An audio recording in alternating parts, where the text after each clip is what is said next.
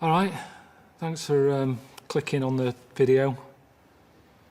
I get sick of doing these, if I'm honest with you.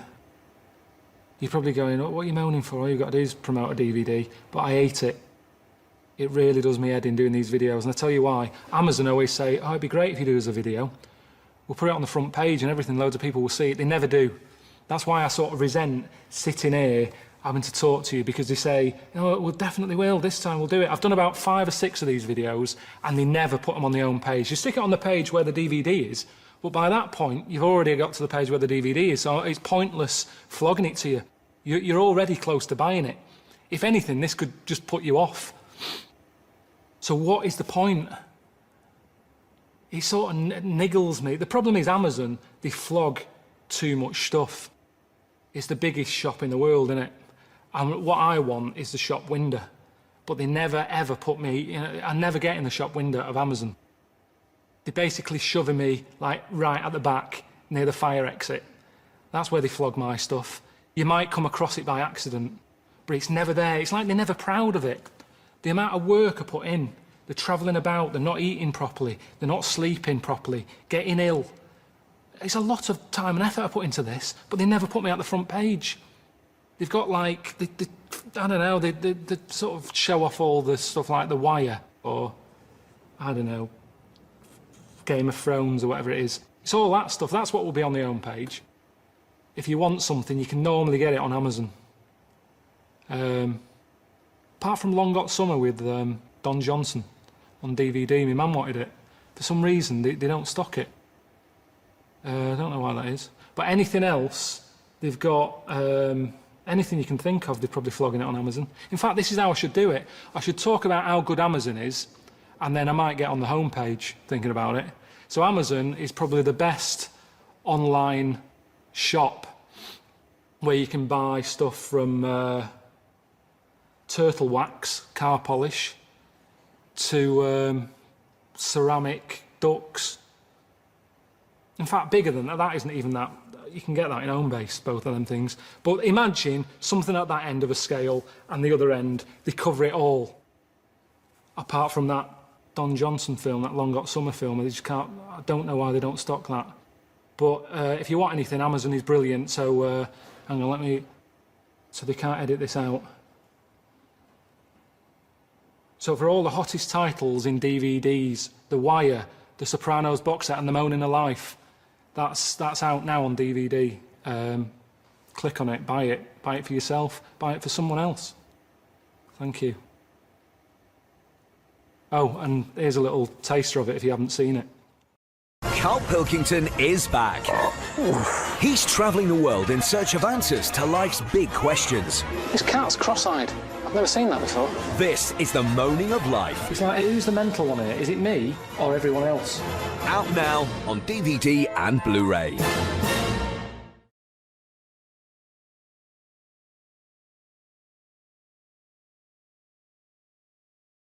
Did it with his feet. Go on. Well, it's just, why pick the most hardest job to do when you haven't got any hands? Crush grapes. Or, do you know what I mean? That annoys me. Oh, crush grapes! Imagine him being told that. They're two different people. This is what I'm telling you. But this is the problem, they're going to crop up quite a lot just because they've got double a chance. Alright? Oh, please don't write in and complain. So, followed it round and see it having it away. Turns out, little prostitute.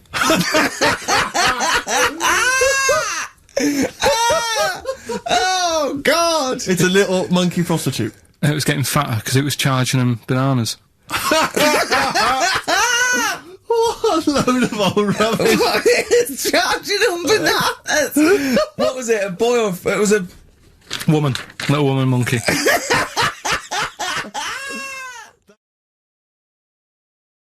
Well. The bit I haven't told you about is it's actually run by a couple of chimps.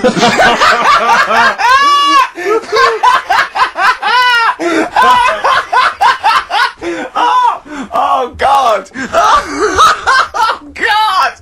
Oh, God, you're a maniac! Right. Oh, for Christ! Oh. Let's just... It's like coming a chip! Let's just... Of course it's not! No, it is, because think about it, right? No, not think about it. What do you mean, yes it is? Of course it's not run by a couple of chimps. What do they do, get a loan?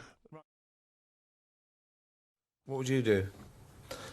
I've always wanted to kick a duck up the arse.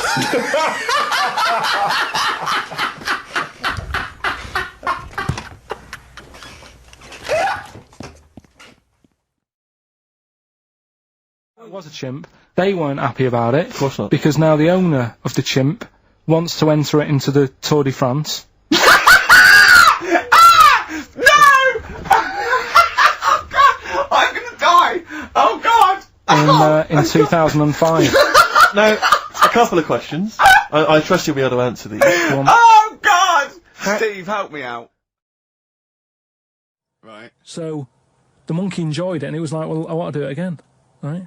But they were like... So how did they know that? How did they know he wanted to do it? Just the way it looked and what have you. It was like... Fuck off! Just the way it looked! You are a maniac. So the thing is, though, right? It's a bit weird. So I just got out of the car to look at a bright light, and I got back in the car and I grew a beard, and she said, "Never mind your beard, where have you been for 3 days?" And what had happened is... He passed out because he was pissed. No. The UFO had taken him for 3 days. Different people. Is this all the information? Is that the entire story? It was 3 different people. Did you fall hassling asleep him and not read about the end? a fire that didn't happen, about a wife that didn't exist, and a cat that didn't look happy.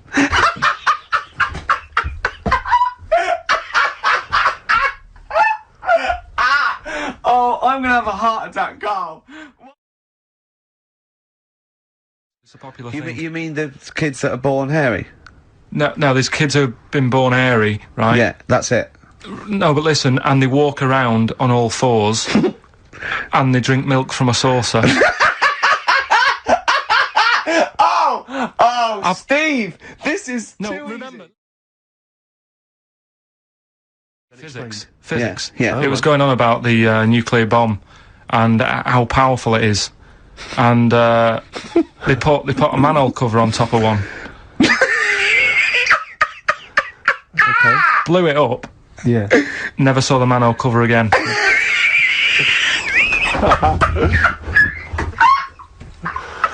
Man alive, Carl. Unexplained. What's going on there? Something weird is happening there. The fact is what matters. Yeah, but with that question, that's got a straightforward answer. What I'm telling you is the way that animals work. If it's a potato or a nut, it's a foodage.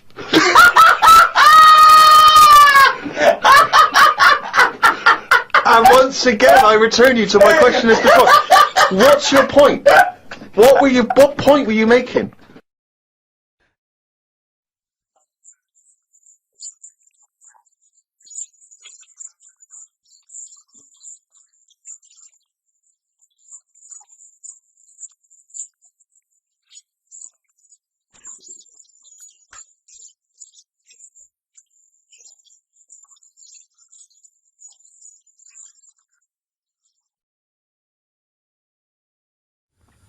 The lad with 2 heads got run over. That's it. What? How is that cheeky freak of the week? Just because he got my interest, and I kind of thought, why didn't he just look both ways?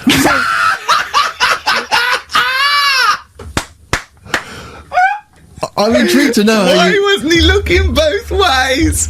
I'm intrigued to know how you get run over. And what was it, 1629? Yeah. Well, it's horses and that, wasn't it? Yeah. Oh, why wasn't he looking both ways? Karl Pilkington, you are a genius.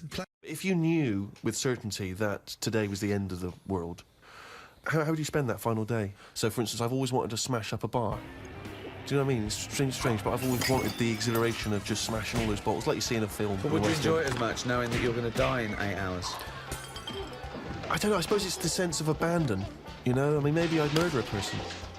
You know, Wow. just see, you know, I don't know, but I think I'd probably go mental. Because that's I've a always been a very reserved person, you know, I've never got into a fight, I've never caused a rumpus. Yeah, but that's a worrying thought because we don't have to have the end of the world for it to be the end of your world, because a lot of people know that they're terminally ill, so they don't go around smashing up bars and killing people. But I suppose I know there'll be no repercussions ultimately, because They're gonna the die next day anyway. everyone's gone, so Yeah, there's not going to be mourning families. But then how dare you deprive that person of his last 8 hours or 10 hours of life? I don't care, because it's the last day on Earth. What would you do? I've always wanted to kick a duck up the arse.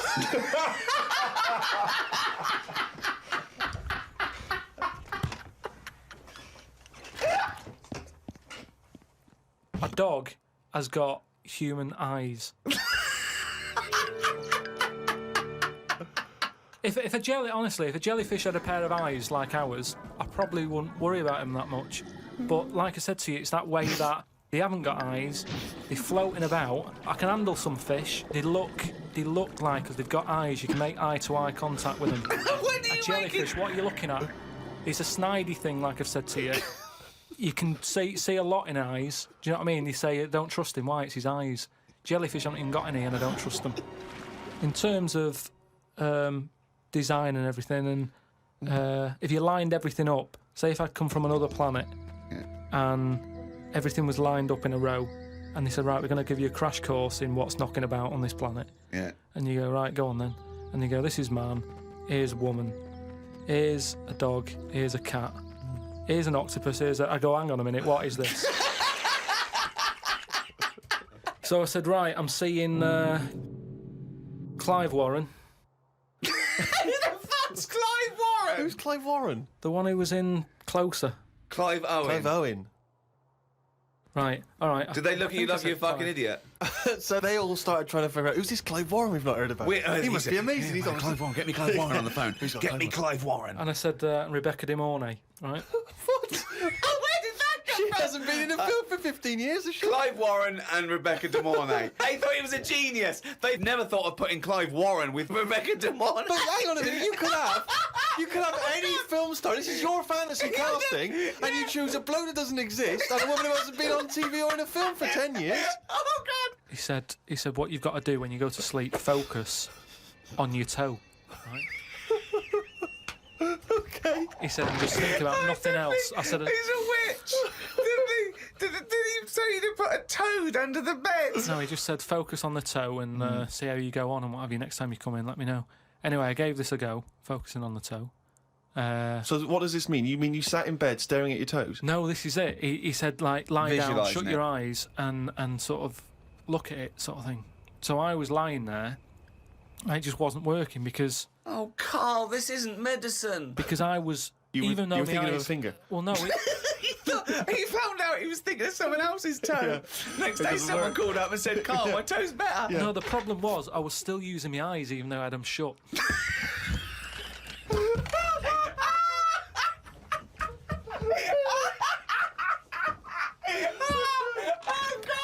Oh, God. Just when I think he could never come up with something stupid, he pulls that one out of the bag. Right. Yeah. Jake has emailed in. He says, Carl, if you could spend a day with an exact replica of you, okay, so somehow they've cloned you, Carl, and you've got him for one day, what would you do with this? What would you make him do? What conversation would you have with him? What would you do? Is there anything you could, how would you utilise him for one day? Well, they'd both say, I'm not bothered, and that'd be the end of conversation. What would do me head in is, does he think the same way, look the same way, Exactly the dresses? same. Yeah. How would I know which one I was?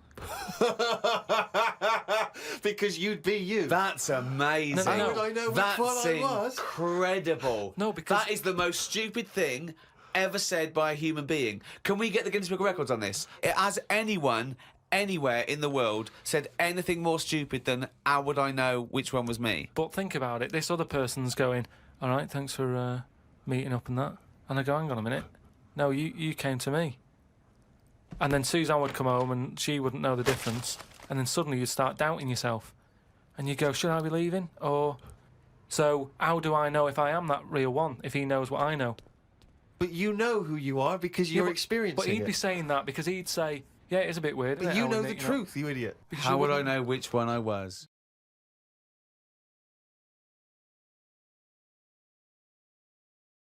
Нет, я не шпион! Я не шпион! Я умоляю! Oh, hey, look at you there. Do you want to speak Russian like me? Send me all your money. Всем привет и добро пожаловать на мой канал. I'm an American and it is time to learn the Russian alphabet. This here is a normal American A. It makes the ah sound like ah, and the Russians stole this from the American language. This is a pregnant soap dispenser. It's pregnant with bubbles, so when you use it, it makes the b sound, b for bubbles. So this one must be a B as well, right? No, this is a V. Russians copied our homework and changed it just a little bit so that they would not get caught by the teachers. But you can't fool a smart American patriot. Я слишком умный. This is a non-pregnant soap dispenser. Since it's not pregnant, it will not have a baby saying goo goo gaga. This makes the G sound like in goo goo gaga. This crab-looking abomination scares the living shit out of me. For some reason that only Satan can grasp, this makes the D sound like da-da-da-da-da-da-da-da. This looks like an E. E stands for egg. Now picture a chicken laying an egg. Seriously, think of a chicken pooping an egg out. What sound does it make when it comes out? You're right. Yeah. This makes the yeah sound. Now the E has eyes on it. This represents you watching the chicken lay an egg with your eyes. What would you say the moment the egg comes out? You got it. Yo boy. This is the yo sound. Yo. This is the handsome Squidward of Russian letters. I am not gay, but I am attracted to it. It makes the je sound like je, just like in the gorgeous language of French, je. This is literally the number 3. This must have been a glitch that the developers accidentally left in during an update back in the day. This makes the Z sound like z. This is a backwards N. More proof that they ripped off the American alphabet and only changed a few minor things. This makes the E sound like E. And this right here is a backwards N with a really sexy unibrow on it. I swear I'm straight, I think. This makes a Y sound like at the end of boy. You know what I mean? This is just a K sound stolen from us again! Блин, это наша американская буква, блядь. And it sounds like K. K. If you look really hard at this one, it kinda looks like an elephant with its trunk out on the left. What do elephants do for fun?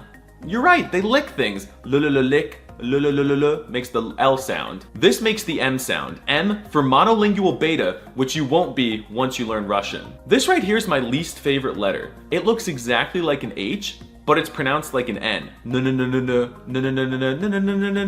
It confuses me, and now I sometimes pronounce H's as N's in American. I get really weird looks at Pizza Hut. This letter is why I have trust issues. Yes, it is technically an O sound, but sometimes it's an A sound for no reason. You just have to accept that you're absolutely with this one. This looks like a porta potty. You know one of those bathrooms you find at a concert or something? It makes the P sound This is an R sound. R. The leg on it that would have made it an R ran away. You get it? This is a heterosexual or homosexual C. In American, the C is bisexual, since it can make a hard k sound or a soft S sound. In Russian, it's either just straight or gay, since it only makes the soft s sound. This is boring as shit. It's literally just a T. This letter is a weeaboo. This makes the oo sound like in ooh. Just picture it at an anime convention saying ooh. This makes the F sound, fa. The F stands for holy frick! Why is there a stick stabbing the circle? For some odd reason, this makes an H sound, which is kinda harsh but not too harsh, like хорошо. If you saw my last Arabic vid, you know I suck at H sounds in every language. This alien looking thing kind of freaks me out. It's like a glass of milk that grew a little leg. It makes the TS sound like t. I don't know what's with them in making numbers into letters, but this is literally just a 4. It makes the ch sound like ch-ch-ch-chia. Shut up, пожалуйста. Shut up, sh. This makes the deep sh sound. This is the same thing as the last one, but it has a little pinky sticking out, so you know it's a bit more elegant. This is sh. It's less deep and more elegant than the sh. I think. I kinda suck. This is literally 2 letters. I don't know how they got away with this, but this is the ooh sound. Just kidding, it's the E sound, but I like to exaggerate. This is a bootleg Euro symbol, and it makes the E sound kind of like in the word etta. This looks like a fish, and you know what else looks like a fish? You look like a fish. It makes the U sound. This blatant disrespect for the American R is actually the ya sound. Ya. Ya is actually how you say the word I in Russian, so if you didn't know any words, now you do. Now let's see how good you are at reading Russian. Read this word. What? No, that's not how you say it. It's здравствуйте. Did you not learn anything from this video? Maybe you'd be better off learning Mexican or sticking with American, you monolingual beta? I went to, what's her name? Harley Street. I went for a checkup. And like a medical. Posh, you know Harley Street, it's like it's the top doctors, isn't it? I've never been before. All posh buildings and that. Went up to the counter. I said, I see the doctor. They said, name, Give us 10 minutes, go and wait in the waiting room. Dead posh waiting room. Dead fancy. Big leather furniture and that. Yep. Loads of magazines. I mean, like a newsagent's. In the middle of the room on a table. Loads of them. So I'm looking through, and there's the top quality ones, your Esquire, GQ, Classy, Yacht Weekly, all that. Country Life. Boys. Boys? There's one there, yeah. Boys. What's that? Right, lifted up like the one on top of it. And it's like Boys with a Z. Two fellas stood there, looking, sort of Italian looking. Yeah. Right. Dungarees on. No shirt, though. No shirt, just dungarees sort of unbuttoned, hanging down a little bit. Sure. So no one else is about. I'm never going to buy a magazine like that. I can't believe you're going to tell us you looked through a gay magazine. I had a little look, just because I thought, like I say, it's one You're chance. always looking to learn, aren't you? You're always looking to learn. Yeah. Always open, there might have been something in there that I go, right, I get it now, I understand why they like doing that or whatever. Yeah. Right. So she said I was going to, 10-minute wait, I can have a quick flick through. Picked it up, had a look. Still none the wiser. Why? Well, what did you see when you opened it up? Just loads of, like I've said to you before about, I don't know why they like looking at knobs when they've got one of their own. Right. There's no surprises there. You're not going to go, oh, Sure, that's yeah. nice. Some had like car oil on the face. Knob out. Yeah. There was someone sat on like one of them square things of hay. Oh yeah. Sat there, sort of sat on it, straddling it. Yeah. That must have been uncomfortable. Again, knob out. Yeah, just looking like it's normal. That's Sort of crazy. like No that. farmer walks around like that. What's the other one? There was motorbike. They always like them. Yeah. And I'm going through, and then like the content is all puns. Right.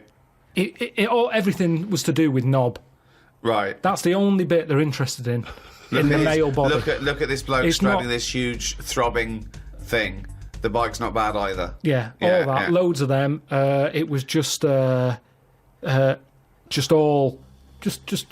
just 100%. Like let's just talk about the knob. That's a good name for a gay magazine. 100% cock. 100% cock. Did it not at any moment sort of maybe slightly unnerve you that the doctor might come in and see you reading Boys? No, because I wasn't. What about if I walked through? Because I remember once when you were in hospital about to have a tube going down your knob and you were sitting in your pants with stockings on and I walked through and you were horrified. So what if I'd have walked in then and went, Carl, what are you I doing? would have just said, look at this. Look at this, it's free. And I've said, why did you bring that with you? No, I would have just said, look, does it look like I brought it with me? Look Yeah, at this. yes, it does. Well, Because I've never, so you because look I at, would never see, you would never see a gay magazine in a doctor's waiting room. So I think you bought that and pretended that it was there. that's the thing. I was amazed by that because there was no there was no Mayfair or anything. They just catered for if you wanted a bit of knob action. It was really, really, I could have complained. So if you're going to have this, where's a bit of the other? Yeah. Yeah, you had a bit of this, where's a bit of the other? I know one of the things that they had, and I thought they're really struggling with ideas.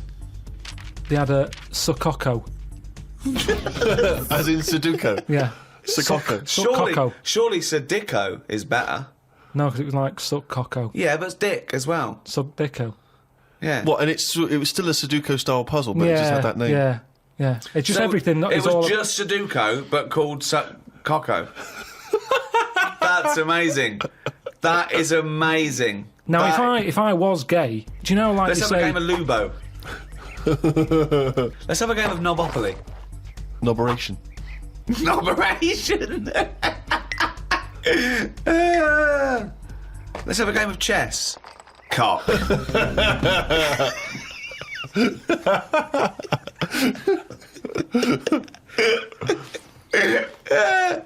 Let's have a game of fuckaroo. Well, that works for either sex. Yeah, that's true. That's how we spend our Okay, then. Christmases. Fuck a poo. Oh, God.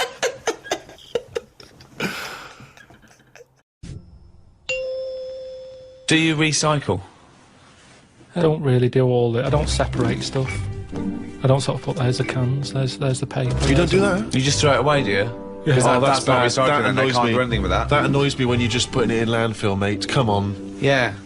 But I haven't got That all the annoys bins. me, There that. isn't enough room for all the bins. Yeah, we have to do... You've got a recycle box you stick outside. Yeah, What are you on about? recycle box, yeah. I haven't got one. Well, no, you got to ask for one. I tried to get rid of a sofa, right? I was getting a new sofa, had the old one. You try and get rid of one of them, it's murder, right? Called up the council, said I want to get rid of it. They said we're not coming round there till Friday. It was like a Monday. I said it's in the way. So I put it outside. They said you put it outside, you'll get a fine. I said yeah, but you don't know where I'm going to put it outside. Yeah. It's not outside my house. No. So they said, well, you do that. We've got your number. What's the now. sofa like? It's a beige one. Well, if we see that... So they said, if you want to pay to have it collected, we can come and get it tomorrow, 30 quid. I said, I'm not paying for it. It's madness. Yeah. So, hung up, annoyed, called my dad up. He said, oh, I saw this thing on the telly saying that you can donate your furniture to people who haven't got a sofa. Look it up on the internet. So I looked it up, there's a firm that does it. Right. Right, cheeky sods. Called them up, said, I've got this sofa here, I want to donate it to someone who hasn't got a sofa. He said, oh, what's it like? Is it in good condition? Yeah, it's all right, yeah. Well, why are you getting rid of it? I said, because we've moved into a bit of a bigger place and the sofa looks daft in the corner. It's too small, so I'm getting a bigger one. There's nothing wrong with it. How big is it? How many people does it sit? So it depends how big you are. You can sit two people on it, but it's not the comfiest. But it's in good condition. It's none of your nonsense-like stuff. It was expensive when I bought it. He said, right. He said, is it safe? I said, what do you mean? He said, is it fag-proof? So I said, I don't smoke. He said, well, go and get the, lift the thing up. He's got me running around looking at my sofa when I'm giving it away. I had to lift it up, it had a picture of a fag on it. I said, yeah, it's got a picture of a fag on it. Could I just point out, fag is a slang for cigarette. When he says, is it fag-proof, he's not going to open the cushion and someone's go, it's me! So I should explain that straight away. So anyway, it turned out it was fag-proof. They came and picked it up, took it away. That was that. But look at the hassle. Look at the hassle it takes to get rid of something. And then they say to you, do not be dumping stuff on the street. You know, it's that thing of having to wait for certain days of the week, and you can't always keep hold of something till a certain day of the week because it's big. A mattress is one of them things you can't get sort of rid of. Or you can't stick it somewhere because it's in the way. It's a big, clumpy bit of furniture, isn't it? Yeah. It's not a bit of furniture really, a mattress, but I know what you mean. Well, it's a new sideboard. Yeah, don't lean on it. It's a bit spongy. What do you keep in it? We can't keep anything in it. It's just full of springs and stuff. No, but you know what I mean. It's a furniture, to be honest. Well, it's part it should be of- on a bed, to be honest. It's part of a furniture bit, isn't it? Did I tell you that time when... I don't think you could even ever count a mattress as a piece of furniture. Of course you can. It's functional. And where do you stop? Is a pillow a piece of furniture? Is a blanket? Oh, a nice bit of furniture you're wearing. They're my trousers. They're furniture if you pop them up against a wall. Did I tell you that time when we first bought a flat? Go on. We bought a flat in Manchester, right? And Yeah. you know, when you first buy a place, it's expensive, isn't it? And it's a big bit of furniture, a flat, isn't it? So, you know, we bought a sofa, we got a table. Sorry, you don't mean you bought a sofa, you ended up with a table? No. You bought a sofa and a table. Yeah. I see, yeah. Now, I didn't know. Suzanne sent you to buy a sofa, you came back with a table. Now, back then, I wasn't as wise as I am now. Fucking hell! Oh, what was he? Some snot in a jar.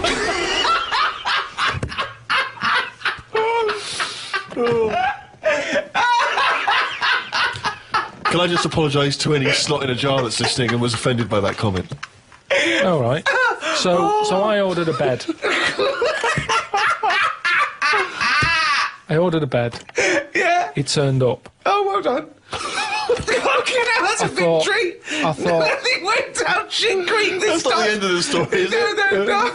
So I thought, I'm going to get this in the bedroom, set it all up. Suzanne comes home from work, the bed's done, she'll be well happy. Yeah. So I get it all up there in the lift and what have you. It seems like I'm missing something here. Put it together, no mattress. How would you not notice there was no mattress? No, just because it's like, I'm thinking, I've got all the screws, I've got the slats for that at the bottom, there's the post and that. So put it together. Where's going, the softy spongy bit of furniture that usually sits on top of the more rigid bit of furniture? So I called them up and said, there's no mattress with it. He said, no, it's not part of it. So what do you mean it's not part of it? A bed isn't a bed without a mattress. It's a climbing frame, right? So they said, you can buy one. We have got them in for that thing. But it was like 400 odd quid. And I don't know why you're telling me this. I 300. know this. I've walked beds. I understand this is how it works. The mattress isn't a bed. No, the bed is something else. Yeah, but that's wrong. You cannot use a bed without a mattress, is what I'm saying. So don't sell it without it. No, but some people replace the bed frame That's with fine. and keep the old mattress or the That's other way fine. around. Once you've invested in it and you go, oh, will I buy a new bed or will I just buy a new mattress? Fine. Well, they're not going to keep selling beds with new mattresses in case you've already got a mattress. What? A bed and a mattress without any pillows and blankets is no good, but you don't expect that to come with it. At least you can sleep on that. You can sleep on a spongy bit. You can chuck a coat over you. You can use a they're cushion not off a thinking sofa. some fuckwit might buy it without the mattress. We better include it. So anyway, I was like, I didn't think of this. I didn't think of this. So I called my dad up. I didn't think. So I called me dad up. Dad, it's your foot quit son again. All right, son, how's it going? What have you done? Bought a bed without a mattress? Oh. So I said, listen, I bought that bed. There's no mattress on it. Can you get us one? So he said, I'll have a word. I'll call around, right? So he calls back like an hour and a half later. He said, got your mattress. Go round to Alf's. Alf is me sort of uncle who isn't an uncle. All right. He's the one who I've told you about who had two tellies. One that worked picture-wise, one that worked on the sound. Slept in a rubber dinghy, right? Now the thing is, I remember Alf, yeah. he said, yeah, we've got a mattress, come and get it. So I go round there. Why does he sleep on the fucking mattress if he's got one? said it's Why does not he sleep in a fucking boat if he's got a mattress? He's terrified of flooding. Yeah. I get there and it's in his van. Right. Drag the Sorry, he's mattress driving off. around with a mattress in the back of a van. What is he, a fucking serial killer?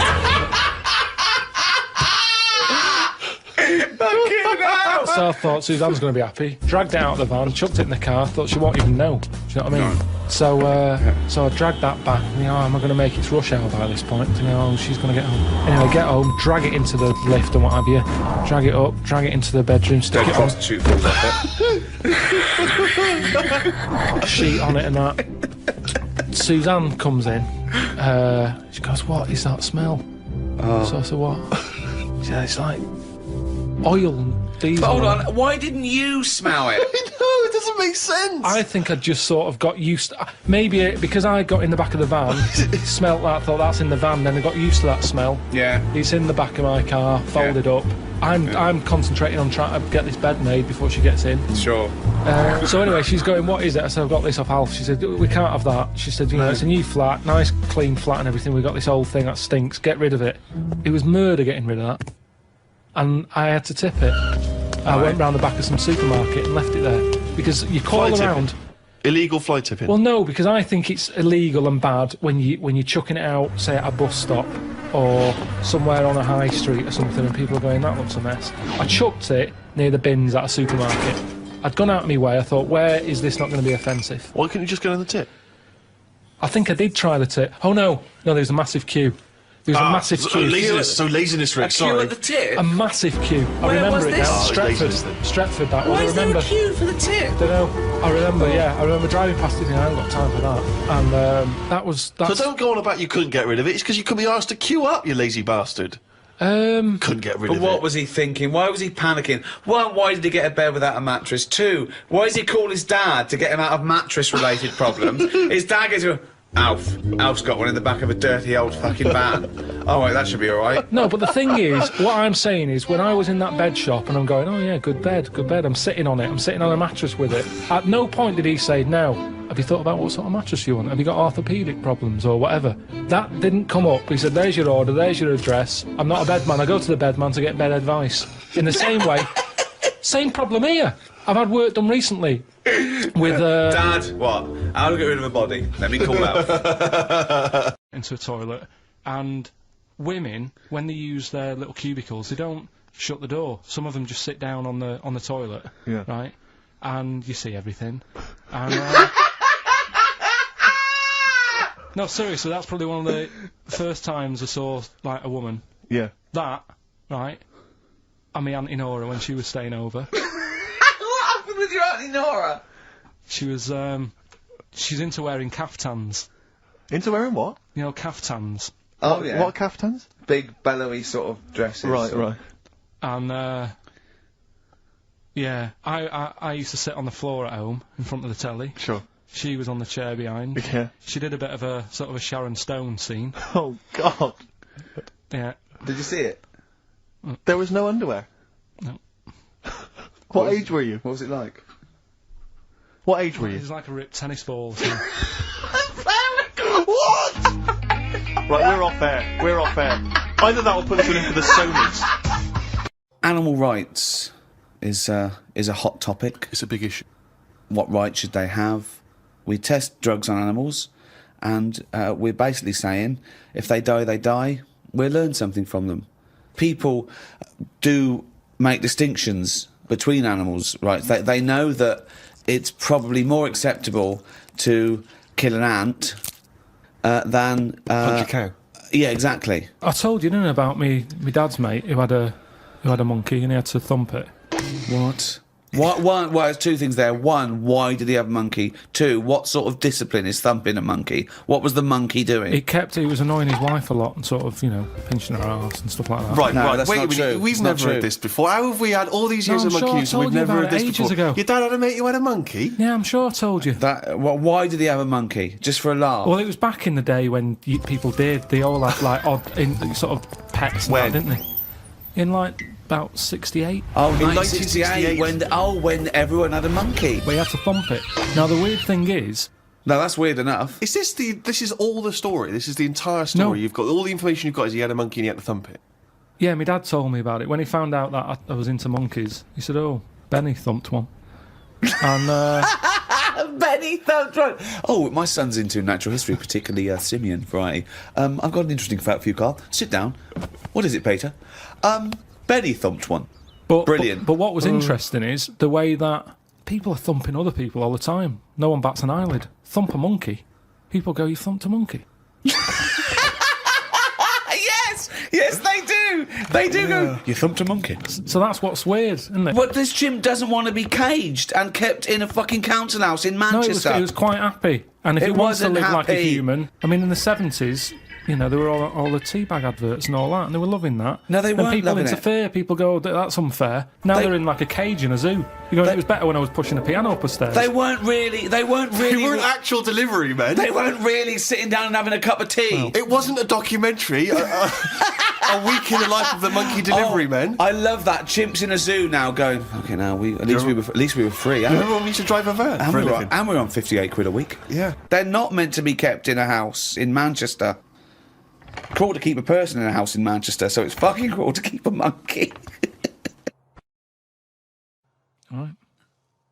How would you go about chatting up a woman in a bar? What tips could you give? I've never worked like that. It's always been like a friend of a friend and all that, and just happened to meet them, and then you know you have a chat, and then How did you meet Suzanne? that was when I was working with her, and she gave me 20p for the hot chocolate machine. She never asked for it back. Thought she's all right. Been there sort of 11 years, so it works. Has she ever given you that? You've never given that 20p Never back? asked for it back. And did you return the favour, perhaps on the next date? You buy her a Kit Kat or something? No, I don't think I did. I think word got out that she liked me and that. And what did I do? I think I did some work for her. Did some editing for her, sort of show off my skills and that. Sure. And she was like, "Oh, you're good at this, aren't you?" I was like, "Yeah." And I think she got us another drink because I was doing that editing for her in my own time. So you're up on the deal, aren't you? Because I know now, I know for a fact that you've not spent any money on her in 11 years. So you're 40p up. At least. Lawrence from New York says, I was wondering how Mr. K. Pilkington would interpret this famous saying of philosopher Ludwig Wittgenstein. The quote is, if a lion could talk, we could not understand him. Even if he's English. Yeah, if a lion could speak English, so there's no language barrier, he's speaking English words and using all the correct grammar and everything, but you wouldn't be able to understand what he was saying. Why? Because it is from a different world. His frames of reference would be so bizarre that you wouldn't be able to get a grasp on what he was talking about, because you'd have so little in common, even if he used real words. No, but he's talking English. Yeah, no, but his reference points would be just so far removed. You know, they're removed slightly when, if you saw two people talking about Kierkegaard, you'd I hear... wouldn't understand that. Exactly. So remove that 1 billion times to a different species with different input. No, but it depends. If I'm talking to a lion in London Zoo, Yeah. he'll be saying, "Oh, I'm fed up of being stuck in here." I'll go, "Yeah." It's like that. It depends what his background is. I mean, there's some people who might have lived down the road from me, but have a totally different life. Absolutely.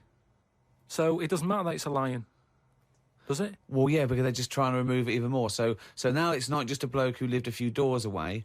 Now it's not even a bloke. Now it's not even... Yeah, but I'd pick something smaller or something, you know, a worm without a mouth. I'd go, definitely not. What? Definitely not what? I wouldn't be having a chat with it. I just think that a worm that's underground, what's it got to offer me? It's blind and it hasn't got a mouth. It's not going to be a good day out with it, is what I'm saying. It's not going to have that much to say to me, even if it's English. Right? Even if it's And how can you tell if a worm is English? Is it wear a very tiny bowler hat? Oh, Christ. But do you understand? What about a jellyfish?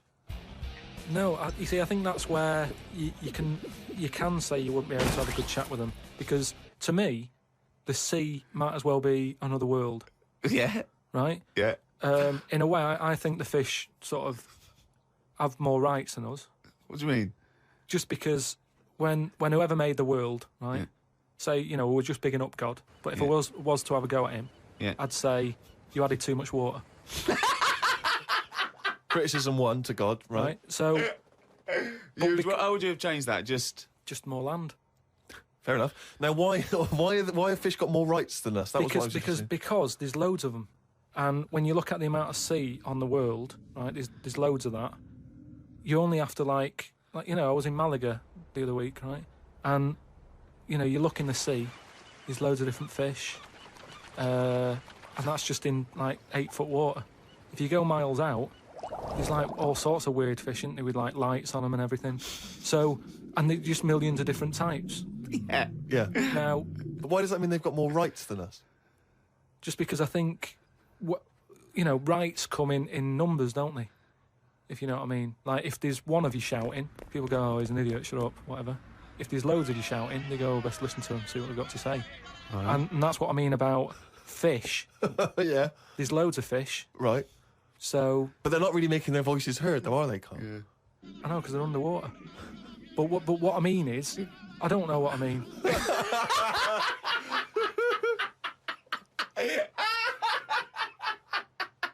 You know, you just mentioned there about sort of no knickers and that. Is this going to be your Auntie Nora? No. Right. It's just, you know, like the last flat that I lived in, I always had a good view across the road and I could see, it was the hairy... There was the hairy well, Chinese not hairy kid. Chinese kid, he was just a Chinese kid, actually. Yeah. Yeah. Running Because about that's rare, isn't it? Hairy Chinese kids, very rare, isn't it? Yeah. There's only one official sighting, isn't there? In one of those shit little magazines that you buy. Yeah, he was running around in his underpants. Did you? Sorry, you just swore ironically. I mean, I imagine if there's any newspapers listening, you did that because you're sort of jokey and... Yeah, go on. Let's not swear. And there was Go the on. old woman who didn't move. She was just sat there reading the book all the Who time. we wasn't think possibly died and no one came round for weeks, might have been. But, and now I've moved, right? And it was quiet for a bit. I always look at what view I'm getting, right? Looks across and it was just sort of empty, sort of flats ready for people to move in and that, right? Anyway, people are in there now, right? And they've put all the furniture in, but I haven't put any curtains up. Oh. Right. So anyway, I'm sort of washing up, just having a look out the window. Yeah. Right. Girl sort of wandering about, with no knickers on. Right. With no knickers on? You mean No naked? knickers. Well, she had a bra on. Right, but, okay. But, She was no probably knickers. looking for a knickers. So I thought, oh, And I don't know how long I was looking, No. right? But anyway, she looks across. Oh, God. I think she spotted me. Yeah. I think, oh, God. I felt really bad. Yeah.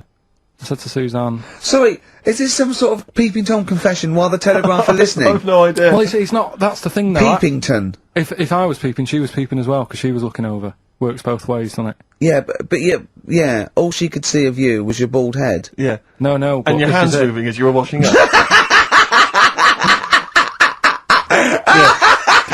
And some white-looking substance frothing up. Particularly stubborn stain on this glass. Yeah. Oh, God. Imagine that. Imagine if she looked across. I'm assuming your sink is lower than the window. But didn't she just, like, just cover up or something? Or she looked back and go, oh, you looking at my fanny? Well, the thing I did, What? I thought, just sort of drop me boxer shorts. Because I What? thought, well, Suzanne said, what are you doing? What are you talking about? What are you talking about? No, just so they can see me cheeks of me. What are you talking about? No, because I thought, if she thinks I'm walking about in the nude as well, then we've both got something out of it. Carl! This sounds like a bad excuse in court. I know. This is Or the plot of a film on Channel 5. I mean, this is like the doctor who got done right for exposing himself to a patient and then painted that little thing that you look down their throat pink. Yeah. And going, this is what they saw. yeah. No, so sorry, you were looking at a woman dancing around naked, right? So the only thing you could do was immediately drop your boxer shorts. So she looked across, saw you fully clothed, saw you took your No, boxers she off. wouldn't have done, because it's sort of just the top half and the sink's at a side angle, so I was sort of looking out. So This she is wouldn't have genius. so she wouldn't have seen your trousers then anyway. No, she did. I moved in front of the window. So more. you then laid them. You actually climbed in front of the window. Oh, this is amazing! So you climbed in front of the window to show off No, your it wasn't naked obvious. lower half. Suzanne said, what are you doing? And I I bet said, she did. What are you looking at? I sent you in here to clean What up. are you doing? I'm just taking my trousers down, standing by the window. Why? Because there's a naked woman across the road. What do you think I'm doing, Suzanne? I'm exposing myself while looking at some free fanny. leave it. What's up with you, Suzanne? leave it then, leave it. Christ. Are we doing Rockbusters or what? Yeah. Oh, she sent you in there to read up on Einstein. She comes in and finds that. Oh, brilliant! Anyway, Wait a minute, can I just check? A final question. What did the woman across the way... What happened? What was her I reaction? didn't look again. I just thought you've seen a bit of action as well. We're both happy. Let's leave it. Brilliant. So were you waddling around like a penguin with your trousers around your ankle? I just was walking about, and Suzanne said, "What are you doing?" I said, "I'll explain to you in a bit, but don't look out the window because then it's Excellent. obvious." Then he sees she calls her husband to look at Carl walking around naked. He goes, "Oh, she's got a quick, Suzanne, get him out. There's only one with you can do. Get some more friends. They've gone one more." Anyway, Brilliant. Right, play a record and come back to Rockbusters. And Monkey News. We haven't got enough time to do Rockbusters. Oh, God almighty.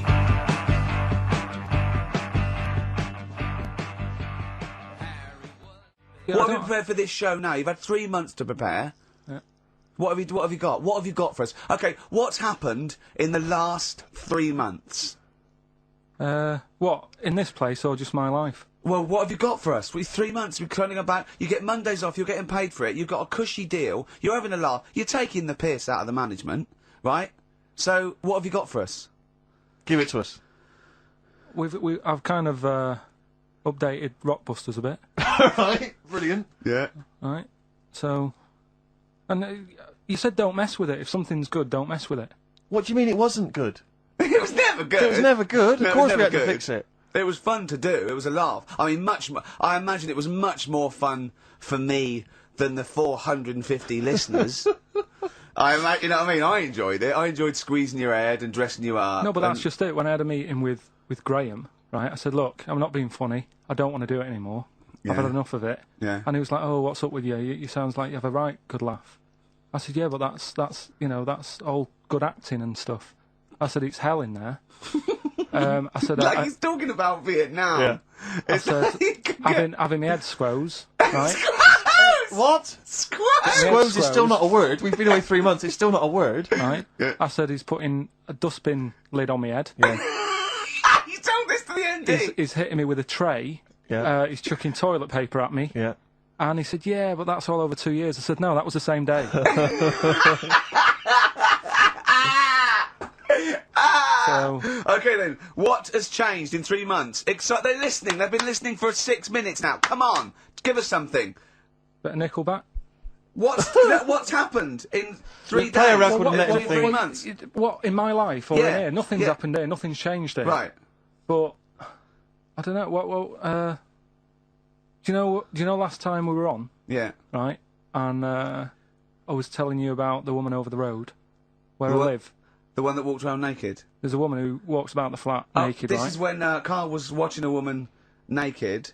Then she looked at, saw him looking. So what he did, this is the genius he did to get out of this. He pulled his pants down, so he was naked too. His girlfriend comes in and goes, "Carl, what are you doing?" He went, "I can't tell you now, but don't look out of the window." Yeah, go on. Well, Sorry. that woman, she's bought some blinds.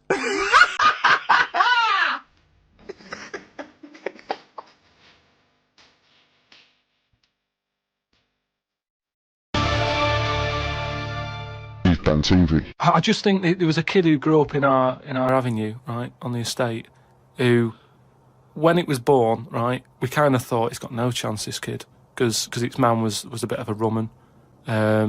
You know, A woman? Where's that? No, just like, you know, she liked going out and having a fag and like having a drink, and she's never at home. It's the one who had the horse in the house. Sure. Right, which I don't want to go over. Sure. It's old news. It's out there, isn't it, if you want to find out about the horse in the house. But she had a kid, and everyone was pretty surprised when they saw it, because it was a good-looking kid. She was surprised, because, like, you know, the man wasn't that good-looking, the dad was a bit rough. But it came out, and she was showing it around the avenue, going, "Look at this I've had." And she was chuffed with it, because it's probably like one of the newest things she's ever had, because everything else was always sort of Second hand. down and what have you. But suddenly she's got this brand new little baby, right? Anyway, as it grew up, right, those looks went. Right. And I'm not talking getting old, I'm talking by the age of about 3. It looked rough already, right? And all that just happened because that's the life it was in, right? Yeah. So like it had like a patchy head. Its hair. It what? It had a patchy head. A patchy head. It's just sort of. It wasn't a North stressful. American Indian. What do you mean, a patchy head? Just his hair was patchy. He used to chase sort of cars and stuff. It's God, sorry. What do you mean? That's what he did for his. Sorry, did she let it get raised by wolves? No. But all I'm saying is that at the end of the day, what is it that makes a person? Do you know what I mean? Now, I don't know what state he's in now, but maybe he learned all his mistakes by the age of 4. Well, the only time I wanted a wig was when I did jury duty once, right? And it was annoying that I was sat on the jury right in front of, like, these criminals, right? Everybody else has got disguises. The judges have them wigs on, right? That's not disguises! It is a disguise. That's a disguise. That's why judges wear them, right? So No! Well, then why did they print their name in the paper and have a picture? What do you mean it's a disguise? it's a disguise, isn't it? No, if it was a disguise, they'd go in with one of those glasses with a nose and the beard attached. If it was a disguise, all judges would look like Groucho Marx if it was a disguise. Well, I'm just saying that's what annoyed me when I was sat there on the front row, right? I couldn't have been any closer to the criminals, right? I was sat there and I thought, why didn't I just pop a little wig on or a pair of glasses? I would have loved to have seen you in the front row at Crown Court. No, I'd because love to see it because in this country you're not allowed to show pictures of jurors. You can't take photos in a courtroom. So there's always these sketch artists that draw drawings and it's on the news. The idea that we'd have seen 11 people and a sort of Krusty the Clown figure would have been amazing. Yeah, I would love to see the artist do an interview because it would be like complicated people. Oh, hey, he looks characterful, and then just a little round Charlie head. Brown. Charlie Brown sitting on the end. Okay, Carl, you're in charge of the world now. You are this. You're all powerful. You're like a god. Okay, you can do anything. You call all the scientists, and they go, "What do you want of us?" Oh, orange-headed one. What the fuck do you want of us? Right? What do you want them to do? Go. What do you say?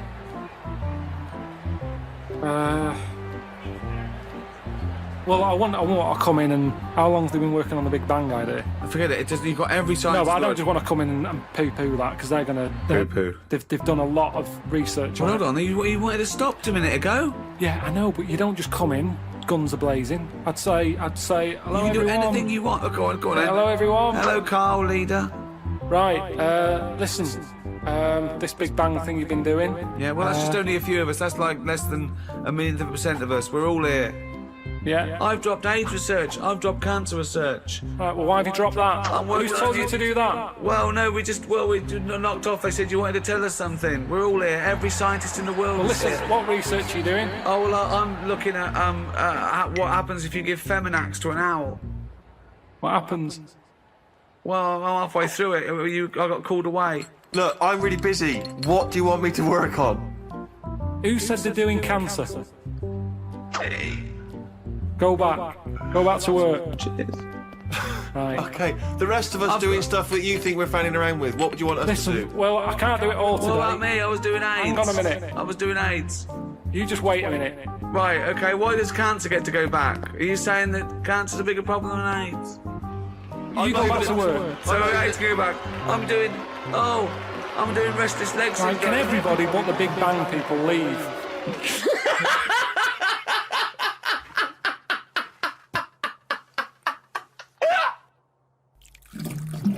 These words of wisdom will be inscribed on a wall of a museum one day. Proceed. I think trousers are going to be stopped being made. Just because Right. you see kids now, they've got pants around their ankles. They're going further and further down. So I think that's evolution, just getting rid of the trouser. Right. It's just dropping naturally. That's the evolution of the trouser because it's dropping incrementally Well, you see now, you down can the see arse. kids' underpants, so they're just dropping. Yeah. I think they'll get to a point when they just don't bother wearing them anymore. Right. Prediction 1. Okay, That's an amazing one. They'll stop making trousers in the future. Okay. We're going to get weaker. That's already happened. Mm-hmm. They used to say, an apple a day keeps the doctor away. Now they're saying eat 5 fruits. Right. So we've definitely that's evidence. You can't argue with that. I'd probably put that first because he goes right. What's number 2? So swap that round. Okay, that's number Give 1. him the pants second. Yep. I'm gonna die. I'm gonna die. Okay, They number used 3. to say an apple a day keeps the doctor away. They used to say pull your trousers up. Now they say put them down. You can. I've never had such fucking dribble. Number 3. Right, number 3. Oh, the scholars are now waiting with bated breath when they find this old scroll and they go, ooh, what can number 3 be?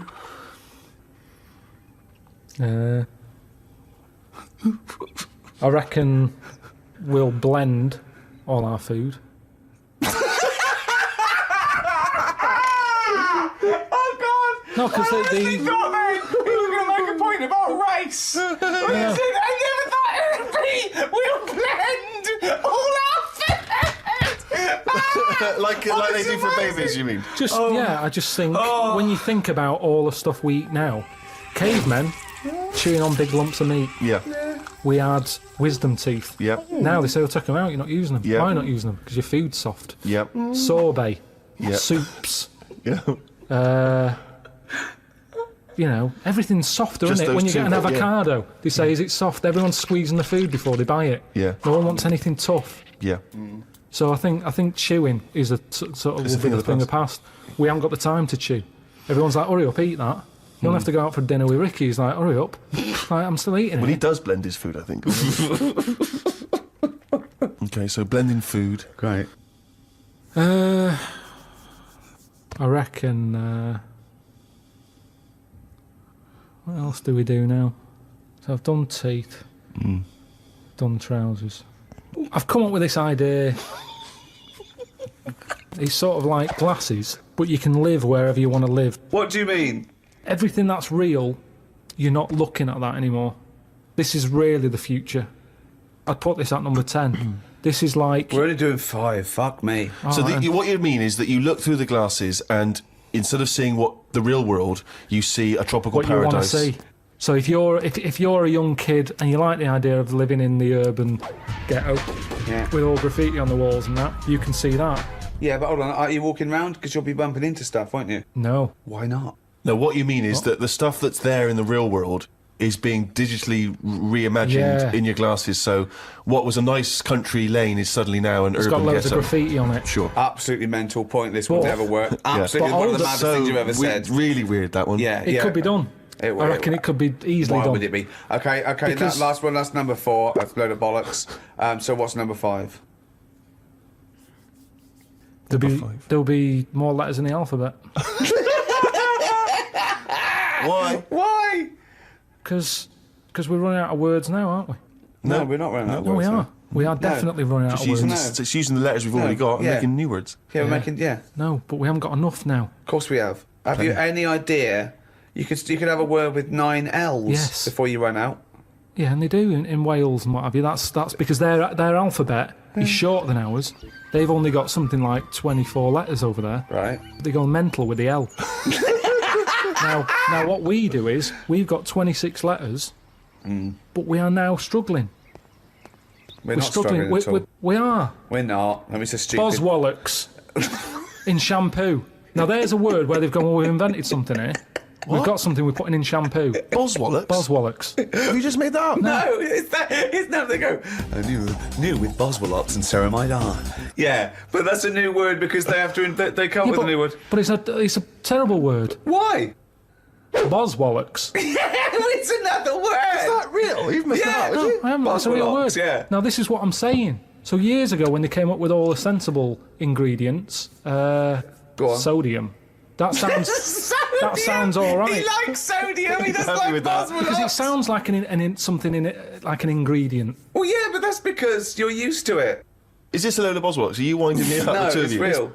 It's real, and that's because 26 letters. We've wasted them. Years ago, we went mental with the, pneumonia, sticking a P on it, and there's loads of words where you go, "What's that letter doing in there?" Whereas now, they can't do that. They've gone, "Whoa, pull that back. Why is that letter there?" And now you've got stuff like abbreviations and stuff. Yeah. Let's not waste letters. Let's just control it a little bit. Cars are called things like, GTI or something, because they're going, well, I can't think of a word to call this. So they're giving them letters. Think of a word now. Think of a word that hasn't been made up. What do you mean? Well, tell me a word that hasn't been made up. All words have been made up. No, one that hasn't. That could be used. Say if I invent something now to put in shampoo, what can I call it? Quick. Cranberry. No, it's too close to that. No, we can't get that past the advertising person. Scrimpton. Scrimpton. Yeah. It took Ricky 2 goes and you accepted his second one. Well, I think we've sorted out the future.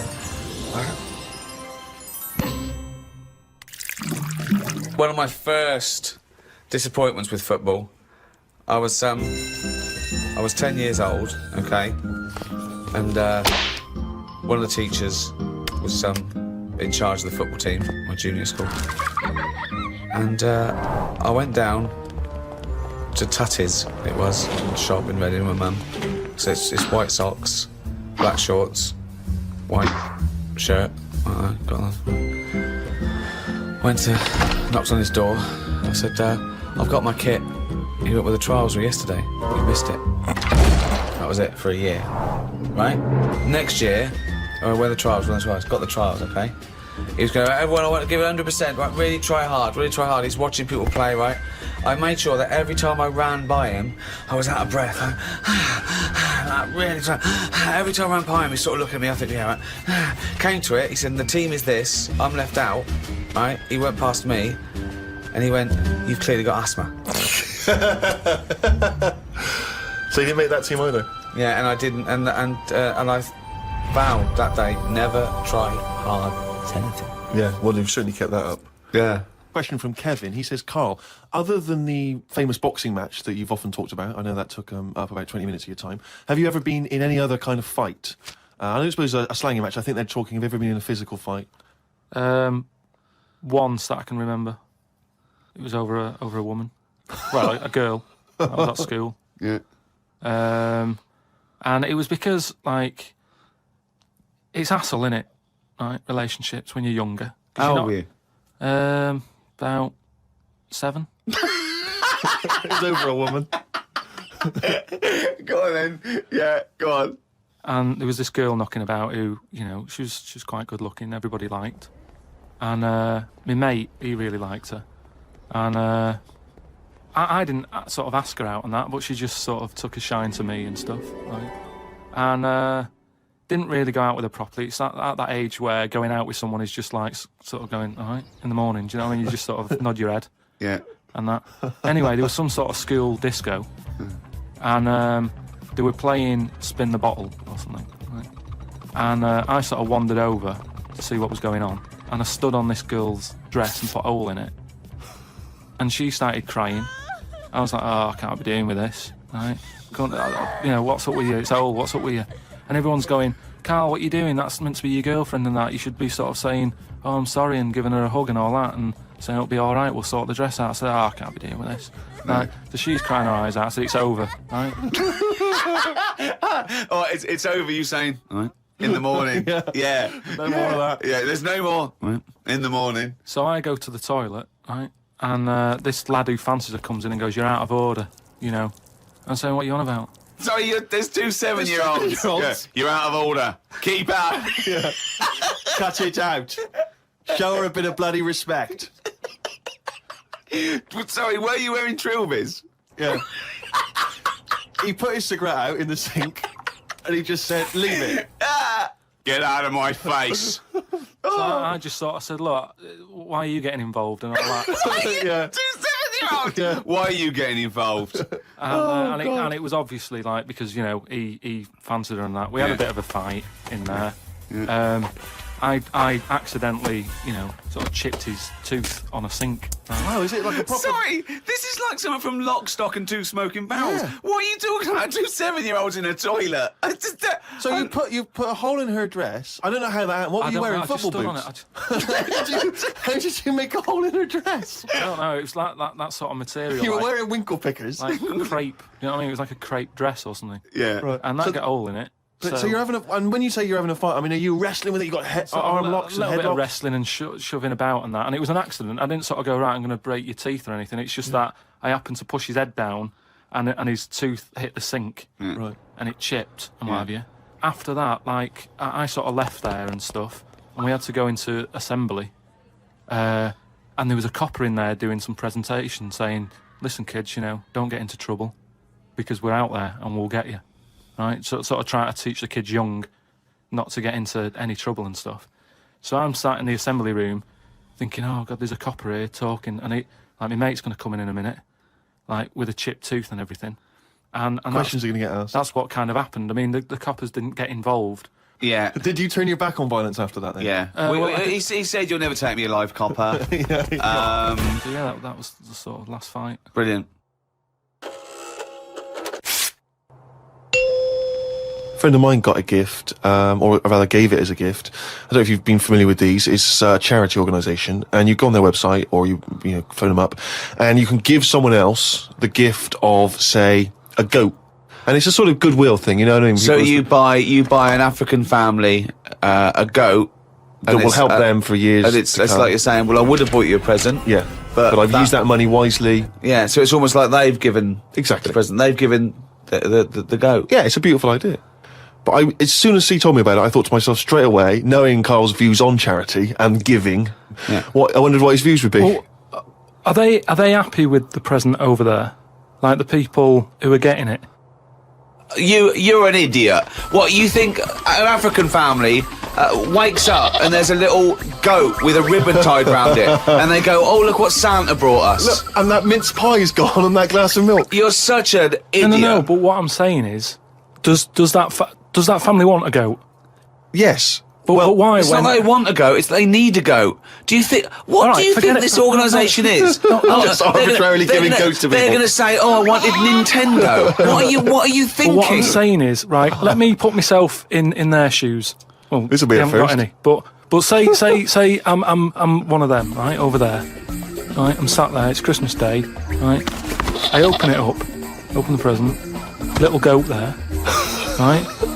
Now, if I was one of them, I'd be going... Not another mouth to feed. At the end of the day, there isn't enough food to go round for themselves, never mind a goat.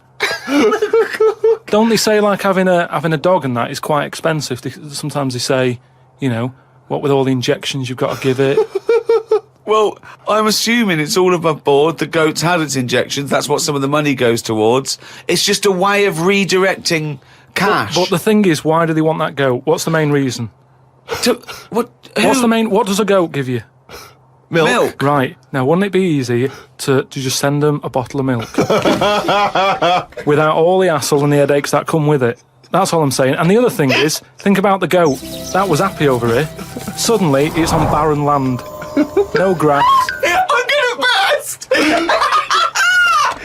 do you mean? You didn't send a goat from here. I'm saying, who's happy at the end of this, right? You've got a fella who hasn't got a present over here because the mate bought him a goat, right? So yeah, let's do this properly. So there's a tick. He's not happy, right? Then you've got the person who's opened it, who, like you said, wanted something else, right? It's a goat. They go, who's going to look after this, right? So tick, they're not happy. And then you've got the goat going, what am I doing here?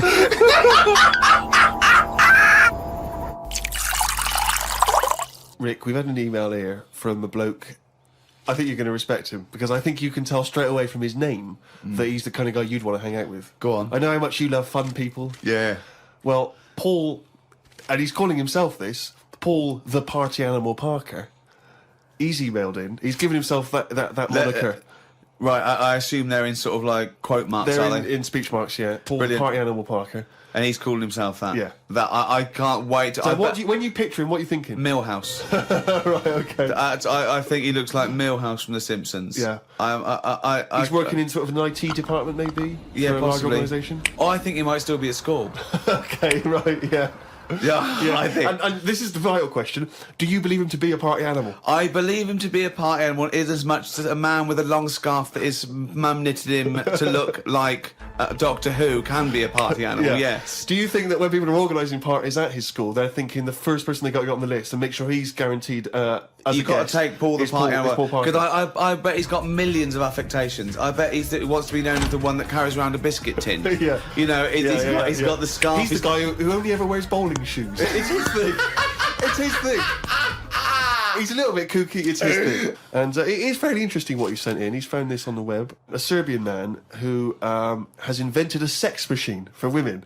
And he's appealing to Western women to test his device. It runs on a 390-volt electric engine, simulates sex, and has a 7.5-inch artificial penis. As soon as I read this, I was thinking, it's just imagining there going, oh, thanks for coming in, yeah, okay. So there's what's going to happen is there's a penis that's going to pop out from here, and it's going to have sex with you. I'm going to stand behind the machine. I've got to stand behind here. There's a lot of dials and stuff. I don't want to bore you with. Well, why do you have to stand behind it? Just I can't. It's technical stuff, but I got to be behind the machine. But there's no penis on the robot at the moment. It's just a hole. No, don't worry. What will happen is I'll switch the machine on. I'll go behind, and then a penis will appear. Will it be like a metal-looking penis? It will be a robotic penis, but it will seem like it's a regular fleshy human penis. So you've made this sort of like robot penis look really realistic. It's really realistic. You will not be able to tell the difference between, say, the robot one and mine, for instance. Okay, well, I don't want to see yours. No, there's absolutely not. Because I've not come around here to have sex with a person. I know, you come around to test the machine. Yeah, and that is exactly what you're going to get. Okay, a piece of mechanical action. Talking of eating knobs, Carol Thatcher, you know, a daughter of one of our leaders. Sure. Well, you saw her in I'm a Celebrity, Get Me Out of Here. She popped a couple of bollocks in the mouth, chewed them up, swallowed them. Oh. Kangaroo penis there, dried. She couldn't even get. It was so tough she couldn't even get through it. And then she, eventually she eats it. What was it, like a pepperoni? Yeah. And she. What do you think of that, Carl? What, eating that sort of stuff? Yeah. I watch it. I like those little trial bits, right? Yeah. But what I don't think people realise is, right, it is hard eating a little kangaroo knob. Right? Really? How do you know? No, it's just, you know, you think about it and you go, oh, couldn't do that, right? But what they never mention on the TV programme, which I think takes it to the next level, right, they're eating that at like 7:30 in the morning. Sure. Right. Which is worse, innit? Yeah. Do you know what I mean? If I was there and Ant and Dec said, right, Carl, eat the knob, I'd go, hang on a minute, give us a few hours, let me get some rice and that on my belly and just sort of fill me up a little bit more. I'll pop back at about 6:30 this evening, Right. have it ready. And I'd be happier then. It's just that thing of You know, You you've been at sea. you don't want to eat animal genitals on an empty stomach. So what are you saying? You could I'm saying like I could eat a knob at night, but just cut that there. We'll loop that. If any DJs are listening, just take that quote. I could eat a knob at night by Karl Pilkington. Maybe do a dance remix. Yeah, With just I think maybe you're sort of a house producer and you could maybe get some kind of high energy beat going, and then we could just send that out to some of the gay clubs. I'm sure it'd be really popular. Please, anyone send us, that loop with a nice little, funky house beat. Karl Pilkington saying I could eat a knob at night. But don't you see what I'm saying, though? The way the world... We've changed more than the world has. We can't handle anything now, can we?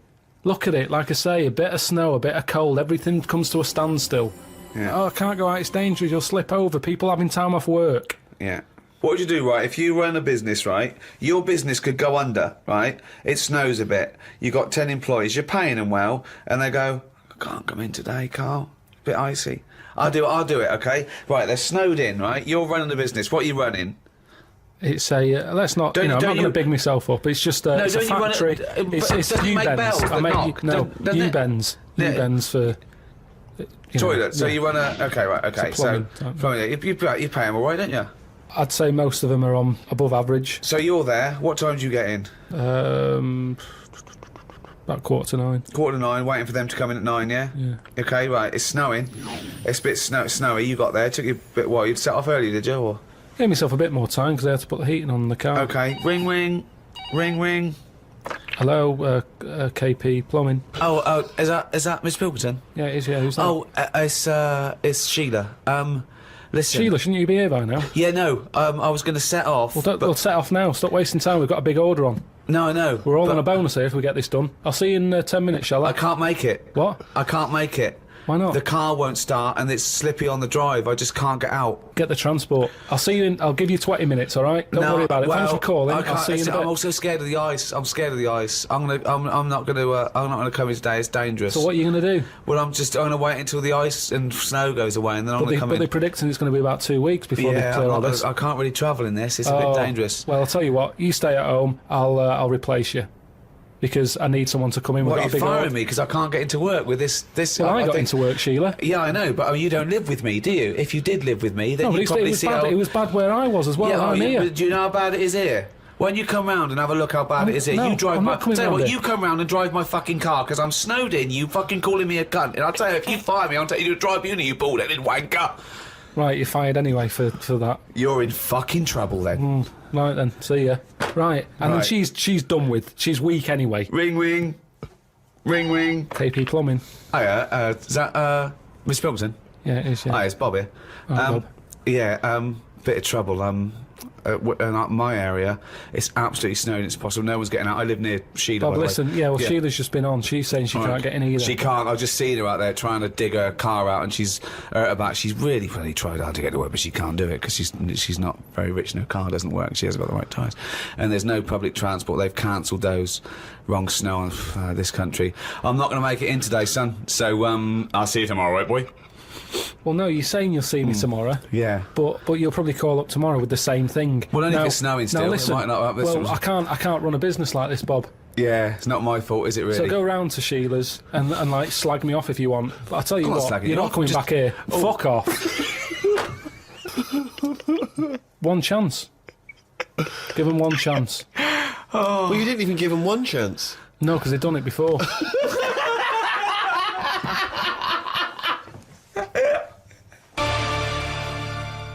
TV.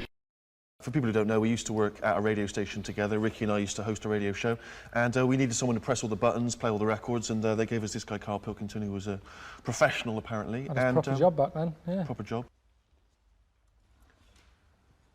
I like it when Karl's stupidity is mixed with arrogance. At one point, I was talking about evolution, he went, yeah, I've got the gist of it. I went, go on. He went, I know it went germ, fish, mermaid, man. Yeah. Roughly. Roughly. I'm just saying that's kind of if you had to draw it, you could draw it. At what point with the mermaid? No, but when yeah. When does the mermaid feature? Person, isn't it? No, there was never a mermaid. Yes, I know. What do you mean? It's just a simpler way of looking at it, isn't it? So you'd teach that in schools. If someone said, well, tell me about evolution, you'd go germ turned into a fish, which turned into a mermaid, which turned into a man. Get the kids interested. And as they get older, they'll find out that that isn't the case, but interest them. Interest kids. That's the best thing you can do with kids. What, just Make lie them to them? think. Yeah. Well, they lie to them anyway. Kids are always being lied to. You're a father. Karl, where did we come from? Karl, tell me about evolution. Do you know yogurt? Yeah, It's got bacteria in it. yeah, It's got friendly bacteria. yeah. Well, the really friendly bacteria gets together. They have a bit of, you know, What? just have a bit of fun. What do you mean? What's fun? What do they do? What do you mean fun? Just have a bit of fun together, just, you know. Does fun? What does fun make? Well, when you put a lot of bacteria in like a plastic... Are you tired yet? Is it time for bed? I don't know. It's difficult. I haven't got kids, have I? I don't know. I haven't had to worry about it. I've never ever seen someone try to explain how babies are born by using yogurt as the first point of reference. Yeah. And fun. A load of bacteria get together and have some fun. Okay. No, this is good, yeah. That's interesting. And then what happened with the bacteria? But how did humans come about, though? Because we're nothing like bacteria or yogurt, are we? But I'd say, see, this is what I'm saying to you. Well, let's do it. No, mate, I'd say, do you really want to know? What? Are Yeah. you just asking me this now because you want to stay up late? No. You really want to know? Yeah. Well, tomorrow, go on the internet, type it in. What's the internet? On the computer. Have a look, type it in. What? How do you have a kid? Pop it in YouTube. Pop it in YouTube! How do you have a kid? Pop it in YouTube! The way you are. Hi, welcome back to T4. Joining me next are two men who've known each other for years. They're best mates, but I think they're having some relationship troubles, and I'm going to get to the bottom of it. Welcome to Angry Chat.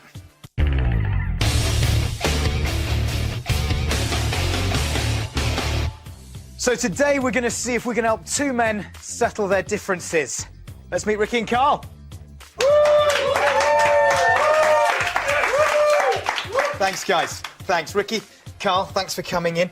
Ricky, we're here to talk about you and Karl. Right. And your relationship. Yeah. Okay. How do you feel about Karl? So how do you feel about your friendship with Karl? How would you describe that? He's my best mate. He's got a little round head. He's honest, hard-working. Sure. Sees the world differently. Okay. That's all fairly positive stuff. Karl, over to you. Your friendship with Ricky, how would you... His trousers on. I'm going to stand up. It was a bit ridiculous. That's a little bit... I'll keep one hand there. Karl, let's talk about your friendship with Ricky. Known him for what? Let's get into the 10 room. years? 10 years, yeah. Right. First time we met. Tell him the first time we He met. hit me on the head with a mobile phone. Because I wanted to see what noise it made. Because I'd never seen a head like it. It was totally round. I wonder if it made a round noise. I said, don't do that. He said, all right. He put a dustbin lid on my head. Yeah, And then 'cause hit. also because the dustbin was totally round. So I saw how bald it was. I wanted to see what noise the phone made. It made a good noise. Then I noticed there was a bin that would fit. It did fit. What else do you want to know? Well, this is quite good stuff so far. I mean, how did you feel when he hit you on the head? It's just a surprise. Was it a surprise? I wasn't Okay. expecting it. I mean, I don't think Terry Wogan's radio producer got it on the head with a mobile phone from... This is when you Terry. were producing him? Yeah. It's when you were producing him? Yeah. They said when Idiot Abroad came out, they said, oh, I'm bullying him. But why would he do it? You know? That's a good question. Why do you do it? Just like you doing this.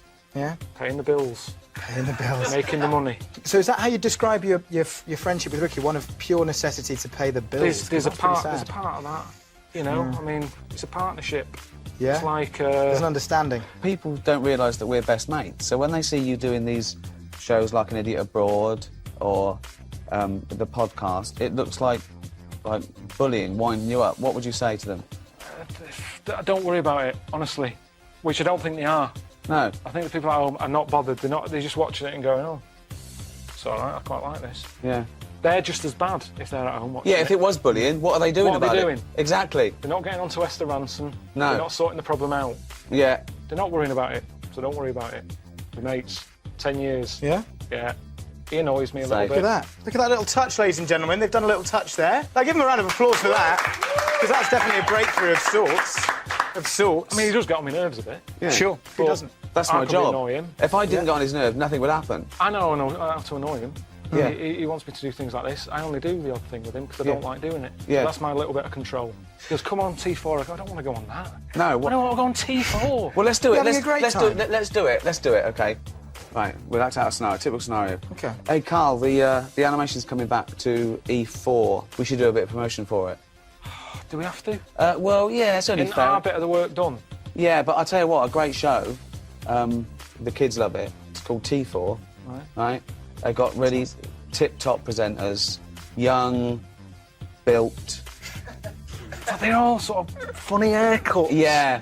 Well, a lot of them can't get a better job. A lot of them, I mean, they've tried everything and they've failed. But it does me everything. head in. People are going, Carl, how were you a radio producer? How did they get on the telly? I mean, dude, some of the people you see on here, I mean, I don't know what. I mean, Is there really nothing else we can go on to promote it? no, it's T4 or nothing, mate, because we've done everything. You know, no one else will have us because it's. I mean, arguably, it's the biggest platform in youth television. It's Channel 4's flagship youth show. Who's this? Hello?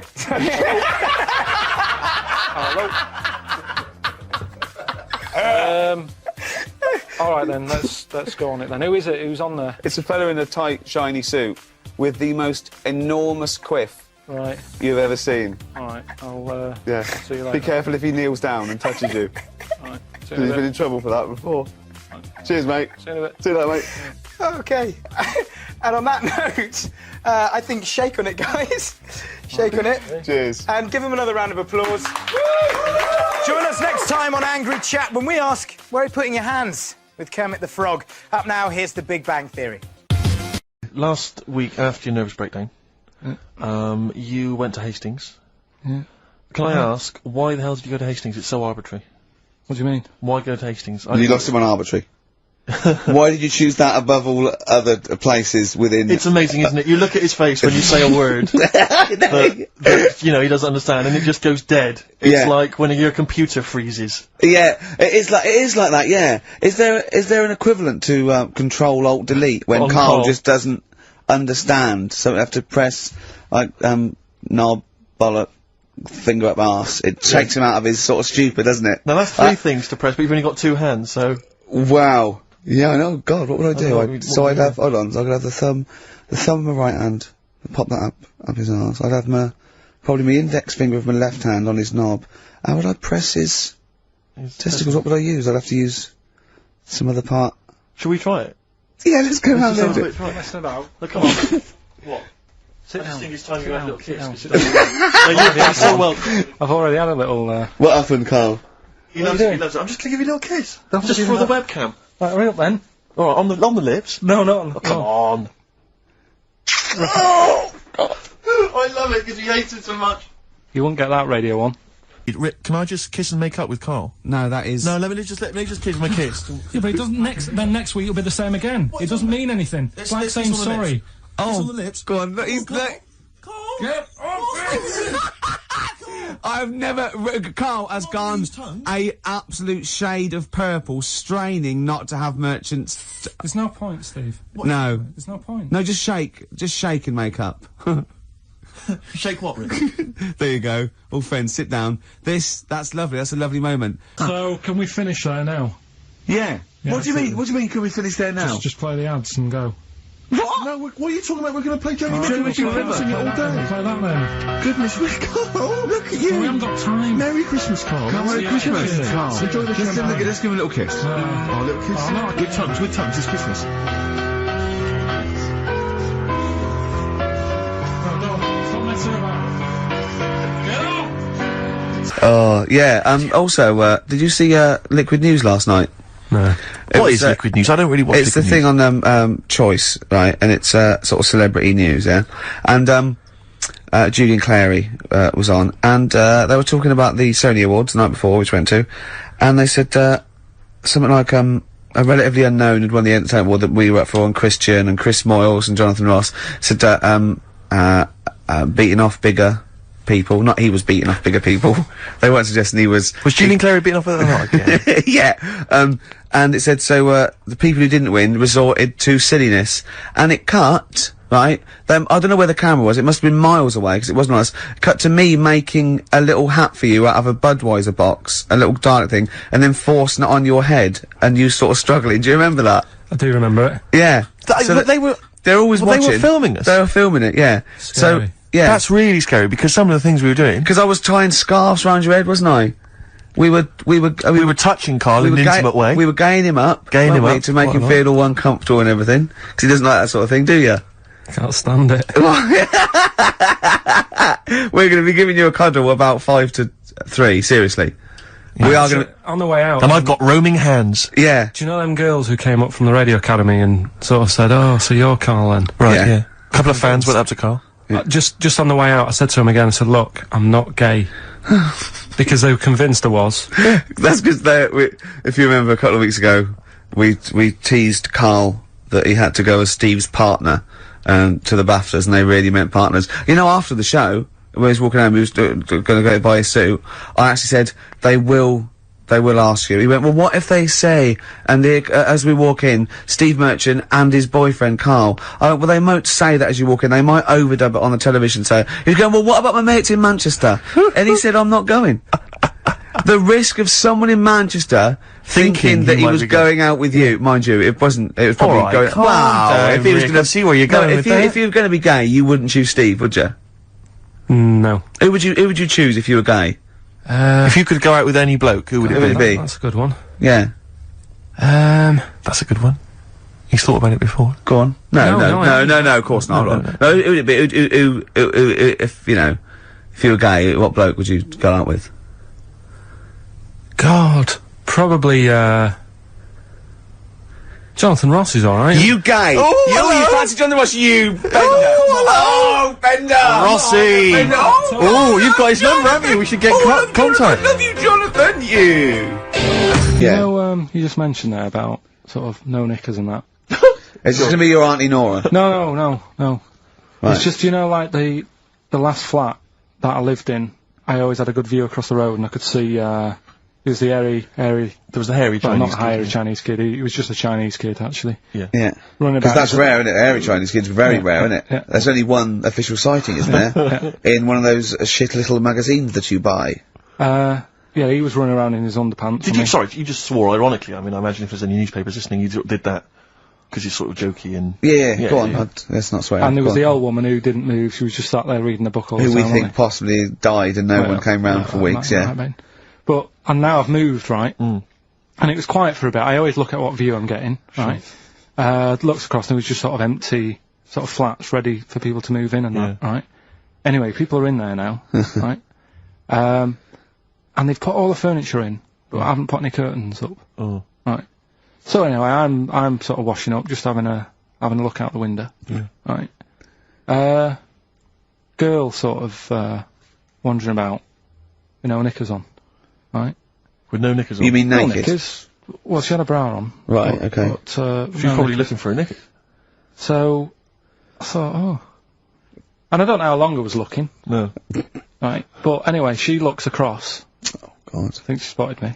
Yeah. I think, oh, God. I felt really bad. Yeah. I said to Suzanne... Sorry, is this some sort of Peeping Tom confession while the Telegraph are listening? I've no idea. Well, it's not, that's the thing though. Peepington. If I was peeping, she was peeping as well, because she was looking over. Works both ways, doesn't it? Yeah, but yeah, all she could see of you was your bald head. Yeah. No, but and your this hands is it. moving as you were washing up. And some white-looking substance rotting up. Particularly stubborn stain on this glass. Yeah. Oh, God. Imagine that. Imagine if she looked across. I'm assuming the sink is lower than the window. But didn't she just cover up or something? Or she looked back and go, oh, you looking at my honey? Well, the thing I did... What? I thought, oh, just sort of drop me boxer shorts. Because I What? thought... Well, Suzanne said, what are you doing? What are you talking about? What are you talking about? No, just so they can see me cheeks of me. What are you talking about?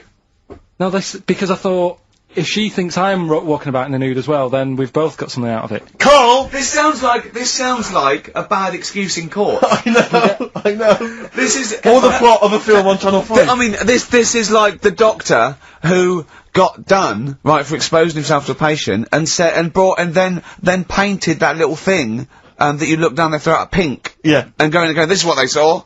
yeah.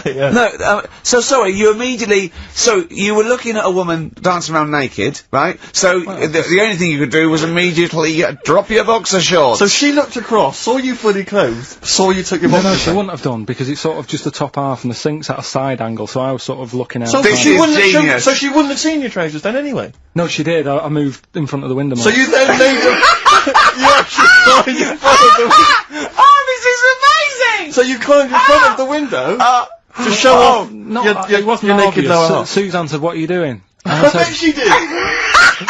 What are you looking at? I sent you in here to clean What up. are you doing? I'm just taking my trousers down, standing by the window. Why? Because there's a naked woman across the road. What do you think I'm doing, Suzanne? I'm exposing myself while looking at some free funny. Leave it. What's up with you, Suzanne? Leave it then. Leave it. Christ. Are we doing Rockbusters? Or what? Yeah. Oh, she sent you in there to read up on Einstein. She comes in and finds that. Oh, brilliant! Anyway. Wait a minute, can I just get a final question? What did the woman across the way, what happened? What was her I reaction? didn't look again. I just thought you've seen a bit of action as well. We're both happy. Let's leave it. Brilliant. So were you waddling around like a penguin with your trousers around your ankles? I just was walking about, and Suzanne said, "What are you doing?" I said, "I'll explain to you in a bit, but don't look out the window because then it's Excellent. obvious." Then he sees, she calls her husband to look at Karl walking around naked. He goes, "Oh, she's got a quick, Suzanne, get him out. There's only one with you can do. Get some more friends. They've gone one more." Anyway, Brilliant. Right, play a record and come back to Rockbusters and Monkey News. We haven't got enough time. Do Rockbusters. Oh, God Almighty. Probably a couple of listeners Karl, there. what were you saying before we cut you off? yeah, it's just that you know you had the girls in and that, and it reminded me. I was talking to Steve in a week. Yeah. I think it's when people were talking about going to string fellas and that. Yeah. I was talking about seeing naked people. No, yes, I asked him, I said, when he used to watch, say, he accidentally flicked on the BBC Two and some ballet was on, would his eye ever been drawn to maybe the gentleman's lower regions rather than the ladies'? The gentleman's package. Yeah, would your eyes ever be accidentally drawn to that and you couldn't resist it? And you said yes. Yeah, because, right, Oh, and I don't dear. think I'm Oh dear. Well, go on, I mean, fair enough. no, right. I'm always looking at the beautiful ladies, but fair enough. Yeah, No, go on. but, right, Have you ever looked at Wayne Sleep's testicles? I went out. Have you ever looked at Wayne Sleep's penis and testicles? I went out on a night out, right? And it was it got to some point in the night where two women and two fellas got on the stage, Right. right? Started stripping off. Yes. Just what, members of the audience? No, I think they were, like, part of the act, right? Right. And, What was it, panto? they downed, the fellas had, like, their undies on, and the girls just had their knickers on, Yeah. right? And, Sounds pretty erotic at the moment. Go on. and at the same time, they all whipped their pants off, Yes. right? It was Now- Spuck's Fizz, wasn't it? The adult show. Now, I said to Steve, at that point, Sorry, I wasn't there. He said it to me later. yeah. I said, well, you have a quick glance at the fellas. And then the annoying thing was, I thought, right, now I'll have a look at the women, and it was too late. They put the knickers on. How long were you looking at the fellas? Not that long, but But it why was were you like, looking at them first? it's human nature, isn't it? Why? I don't know, but I'm sure you would have done the same thing. You just Why? sort of think, well, how are they shaping up? So it's a comparative test. So who had the biggest knob? Which one of the blokes had the biggest knob? No, it's like, normal. But, This is a whole new side of you. This is a whole other area. So you look at ballet dancers, you look at the gentleman's. No, I don't. package. I just was, when he said this, it reminded me of this night when I was walking home thinking, didn't get a look. Because I was messing Where out. was this? What event was this where people are stripping off? Karl, I tell you what, you are the most interesting man I have ever met. But are you comfortable being nude and that? We've done this. Well, I don't know what this is. We did this last week about, are you comfortable being nude? No, I think I know, I was talking you're about probably that. most comfortable being nude. It's just probably not in public. Well, Ricky's only really comfortable nude when he's eating. yeah. There's nothing to get, Yeah, you can just wipe spilt on yourself it. down. Yeah, you just sit in the bath. Yeah. No, but I've talked about that, and then when I went home, I was talking to Suzanne about it, and she said, "What's all that about? You don't like being nude?" right? And I thought, it's not... It's like I'm part of an Alan Bennett play. It's just, I love the way you talk. Remember once, right, I don't know if you should talk about this, really, but... Well, that means you should, so go on. Go on. Oh, yeah. Right, we went to Tenerife, right, one year. And I was still living in Manchester. I'm scared now. Yeah, I don't know why you said that. I'm actually scared. I'm thinking about Suzanne, but she's Well, working. I don't want to know anything about Suzanne, to be honest. No, but it involves me more. Go on. But I'm just explaining to you that I don't like being nude. Yeah. Go on. So you're in Tenerife? In Tenerife, right, didn't have much money, stayed in this apartment that wasn't that nice, right, had cockroaches in it and stuff, right. Didn't have much money to go out at night. So we're in this sort of death trap of an apartment, right? Anyway, so when I was younger, right, had a bit more energy. So he's 30. I know. So, you know, start having it away a bit. It's a joy. Beautiful. So, go on, yeah. I've been here to a while. I love it. Go on. Right. So, you know, doing what I do, right? Yeah. Someone starts banging on the door. So Suzanne Everyone's says, at it. Right, so you mean knocking on the door? Right, okay. Yeah. Knocking on the door, right? So Suzanne said, you better get it. So I said, I can't get it now, can I? I'll have to wait a bit. Right. I can't go to the door. Go on. So the banging's getting louder. Yeah. Someone at the door. Yeah. And she's like, hurry up, it must be important. I'm like, in a minute. Just... So anyway. I don't want to know anymore. Keep going. No, come on, finish the story. Open the door. It's a fireman. So I just stick my head round, and he's going, you'll have to get out. The building's on fire. Right? So I'm like, in a minute. Sorry, you weren't still having sex at this point? No, but, you know, Right. still sort of got to wait a minute, or I can't get my pants on. Oh, Carl, I wish I'm so sorry. Right, go on. So the place is burning down. So it could be a serious big fire going on. Yeah. I'm sort of waiting. You can hear people sort of screaming and that, panicking. Yeah. Is that because the door's open and you're nude? The fireman's saying, will you get out, will you get out? I'm saying, in a minute. Right. And Suzanne was saying, you know, think of something that's not sexy. Sure. So I was thinking of people, you know, thinking maybe dying in a fire might sort of calm you down. Yeah. Then the fireman said, we need a big pole. Yeah. Yeah, sure, go on. But what I'm saying is, that, to me, I wouldn't have wanted to go out and be safe over, do you know what I mean, over being naked. I don't like walking about without on. So what I'm saying is, even if that fire... I love the idea of everyone huddled now with the other firemen. It just, the camera's pans along and it's Carl. Yeah, a local news report. Naked. With still... But would you have gone out with now on? But why do I have to go out with now on? I just grab a pair of jeans. Alright, but you just, you know... What? There's a fire, Carl! Yeah, but see, not everyone looks at men's packets. That's only you, remember. Most of the other firemen wouldn't be going, oh, look at him. But what I'm interested in is how pleased long... to see us. Carl, how long did it take? And did the thought of dying in a fire help? After a bit, but the fireman sort of had a go at me. Sure. What do you mean? Well, he wasn't happy that I was dawdling. Well, to be fair... But what can you do? Answers on a postcard. To the usual address, XFM, care of Leicester Square. Well, let's just get these right. No, let's play a record, let's have Rockbusters and Monkey News. We don't have time for afterwards. Monkey News. We'll squeeze them in. Wow.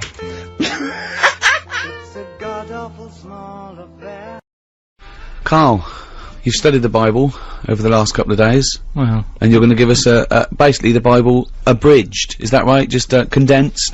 Just that, you know, it's that time of the year when religion... Well, let's save it. Let's do a sermon. Everyone settle down at home, turn the radio up. This is Reverend Karl Pilkington with the history of the Bible.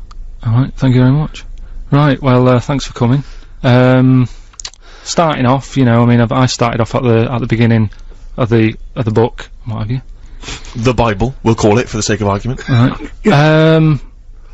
There's quite a bit missing. It doesn't say about how sort of God was already about, so it doesn't go right back to the beginning. Right, okay. God's already knocking about and that. Yep. Anyway, he made the world, right? He did all that, right? Yeah. He sorted out sort of sun in the day and that, so everything's light and you can see yourself about. Right. He did the stars and the moon for at night, right? I was thinking about that. If I was him, I probably would have just let it be day all the time rather than having two systems. We're not criticising. No, I'm not having a go. I'm just saying. I mean, it's easy now, isn't it, in hindsight, to sort of say, do you know what? It's easy to really criticise him, but he was working. He sort of loosened the top. You just got it off. Yeah, sure. Yeah, he did a lot of the work. Yeah, cheers. No, I'm just saying though, like they mess about with the clocks and that because of farmers getting up in the dark and that. If it was day all the time, less crime and that. I'm just saying it might have been worth an idea. He missed a trick there, is what you're saying. But he moves in mysterious ways, so you don't know why he's done that. He might be thinking something that your small brain can't really. Fair enough. I'm not having a go. Like I say, I'm just reading it and thinking about it. That's what it's all about, innit? Yeah, Education, get yourself thinking. Yeah, right? go on. Anyway, so he did all that. He made the sun and that, and then he said, "Oh, make some creatures and stuff." He made a load of birds, loads of different birds, creatures, animals, and that. Because with the world being so big, it's like if you buy a big house, you need more furniture, don't you? Right. So he made this, and he was like, "Oh, God, what am I going to fill it with?" So this is why he did all these. Right. Animals. That's not actually in the Bible. You speculated there on the mind of God. Well, I'm sort of just treating it like it's his big house, right? Okay. And he's filling it. He's making it look nice, different birds and what have you. Right? It's just my opinion. Like it's making it sound like the Playboy Mansion. Yeah. So anyway, right. So he does all that, and he thinks, right, I'll make a little man and a woman. Sure. Who we all know as like Adam and Eve. Yeah. Everyone knows their names, but at no point is their surname mentioned. Right? Well, he's not going to have trouble with the post, is he? So anyway, right, Adam and Eve are knocking about. God says to him, "Look, just enjoy yourselves and that, right? Do what you want, but I'll tell you this. I'm only telling you once." He said, "Don't be eating fruit from that special tree." Yeah. So they were like, "All right, fair enough." He said, "The tree that I'm talking about is the tree of knowledge." Yeah. So that's sort of made it a little bit worse because it sounds good and that, and you're like, "Oh, knowledge." Yeah. Well, don't go in that door. Yeah, is that sort of thing. Instead of just sort of not telling them, because I don't know. See, the tree of knowledge, what it had on it by what I can work out is it's an apple tree, right? And it's pretty tempting, isn't it, to a little cheeky apple? Because I don't know what they were eating back then. Right. Do you know what they were getting by on? No, I don't know. Right. So anyway, so they were like, "Yeah, all right, whatever." Eve goes for a wander about. Yeah. Right. Killing time and that. Bumps into this snake. Oh yeah. And snake said, "All right, you got an apple, right?" And he was selling it to her. He was going, "It tastes good and that, right?" And she's like, "Well, shouldn't really, but I've been told that I shouldn't eat that," because I think God said to her at some point, get on with it. You're on page 1 at the moment. This is absurd. This is just unbelievable. I know, but I'm just get to the point. You're on page 1. You haven't moved on. Just get. Okay, we know Adam and Eve. What have you learned? Yeah, I know, but I'm just saying. He was saying don't eat it because it's dangerous. I know. We know. Get on with it. Just get on. I mean, But the thing is, people do eat things that are dangerous, don't they? Like, and pufferfish, even to this day, people are eating stuff that can kill them. Yeah. So it's not a threat. They're not that bothered. It's an apple, right? They're gonna have a little cheeky apple. Anyway, they eat it, right? God goes mental at them. He said, "I told you not to do that. I've told you can enjoy yourself and everything. You've gone against what I said. You've eaten the apple." Adam and Eve sort of got told off and what have you. They went off and had kids. That added extra pressure. A lot of arguments happened, and that's kind of part 1. That is amazing. That is amazing. So, you're an idiot. Really, you are an idiot. Well, part 2 later then. Yeah, don't worry then. Good. The camera's on you as well. Yes, it's not rolling though. No, it's not. So that's a bonus. Why not? So your answer's not here. They will be featured or not? You'll be able to hear them, but not see me. Okay, all right, fine. Nobody needs to see this. Sorry, Kate, do you mind sitting that's alright, no, it's alright. Thank you. Is this alright? Good. Right, yeah, we're running. I'm happy we're rolling. So, Karl, against all odds and despite a fair few of your efforts, you are now a much-loved TV presenter, hugely popular. Millions of people love you. How are you coping with the fame element? There isn't. I don't know what it is. I mean, nothing's changed here. You know, apart from car insurance going up, and just being able to get a bargain in a shop. If you want to knock the price down, you can't do that once you're sort of known. People go, "You made of money." I'm not. You can use this. That's the exclusives for you. I'm not made of money. Doing all right. I'm not moaning. I know people are having it tough. You are moaning. You're moaning all the time. I'm not you never stop moaning. That's what you do. You only moan. That's your job. That's why this show's so good. Well, you say you can't get a bargain. How much were those trainers? Oh, 45 pence. 45 pence? In right. Africa. In Africa. That's what he gave. But look That's how far what he he had gave to to go. someone who was selling some trainers in Africa. Could have given them 50p. He was over the moon with that. Ricky and Steve, you knew him before he was famous. Has his head, while remaining obviously perfectly spherical, got any larger? No, not at all. No, he's got. I suppose he's got slightly more militant in his old age, but that's funny because now we're coming up with things so extreme, so dangerous, so ridiculous, so annoying, but he won't back down because he doesn't want to give me the satisfaction of failing. So this second series is incredible. I mean, he's doing things that I never thought he'd ever do, or we'd get him to do, but he does them, and yeah, it's quite remarkable. Like you were saying earlier, if we put some weird food down in front of you, you just eat it defiantly now because you don't want to give us. Yeah, not a problem. Nothing matters. He shows that people worry about the silliest things in the world. That's what's changed. I can eat anything. Which is weird. Yeah, I can eat anything. So if it does all go tits up and I don't do a third series and I spend all my money, I know I'll survive. Because now, if I'm homeless, anything that's crawling about, I'll have it. Could you eat a knob at night now? I wish I never said that, honestly. It's the one thing I ate. What was it that David Baddiel said that time? When you were saying we were having dinner and Carl was round and David Baddiel was round and Carl was going, I've done nothing. He's just on the radio, he's done nothing. And David Baddiel went, no, you did that song, Knob at Night. Yeah, that's how I still feel. I don't feel like I've achieved anything that I'm really, really proud of. I would have done with this if it wasn't called Idiot Abroad, I think. But that's just a little bit of... You've tainted it a little bit. But it's an ironic title. You're not Yeah, an I idiot. don't like it, though. Carl, I don't like it. Carl, you're a genius. And I wanted to change it, and then Sky bosses are going, oh, it's established, we've got to stick with it. Why? Ricky says you're a genius, but and you're obviously great mates, but you guys do give him a lot of stick about his physical appearance as well. Just from that particular screening, little bald Wookie, obviously head like a fucking orange. That's well known. Yeah. Shaved Mancunian idiot. This is your life. That's well known. That shouldn't be well known, should it? No. That shouldn't be well known. Carl, oh God. Carl, this is your chance to get back, if you like. What phrases would you use to describe their physical appearance? Ricky first. To be fair, though, I've had a go at you.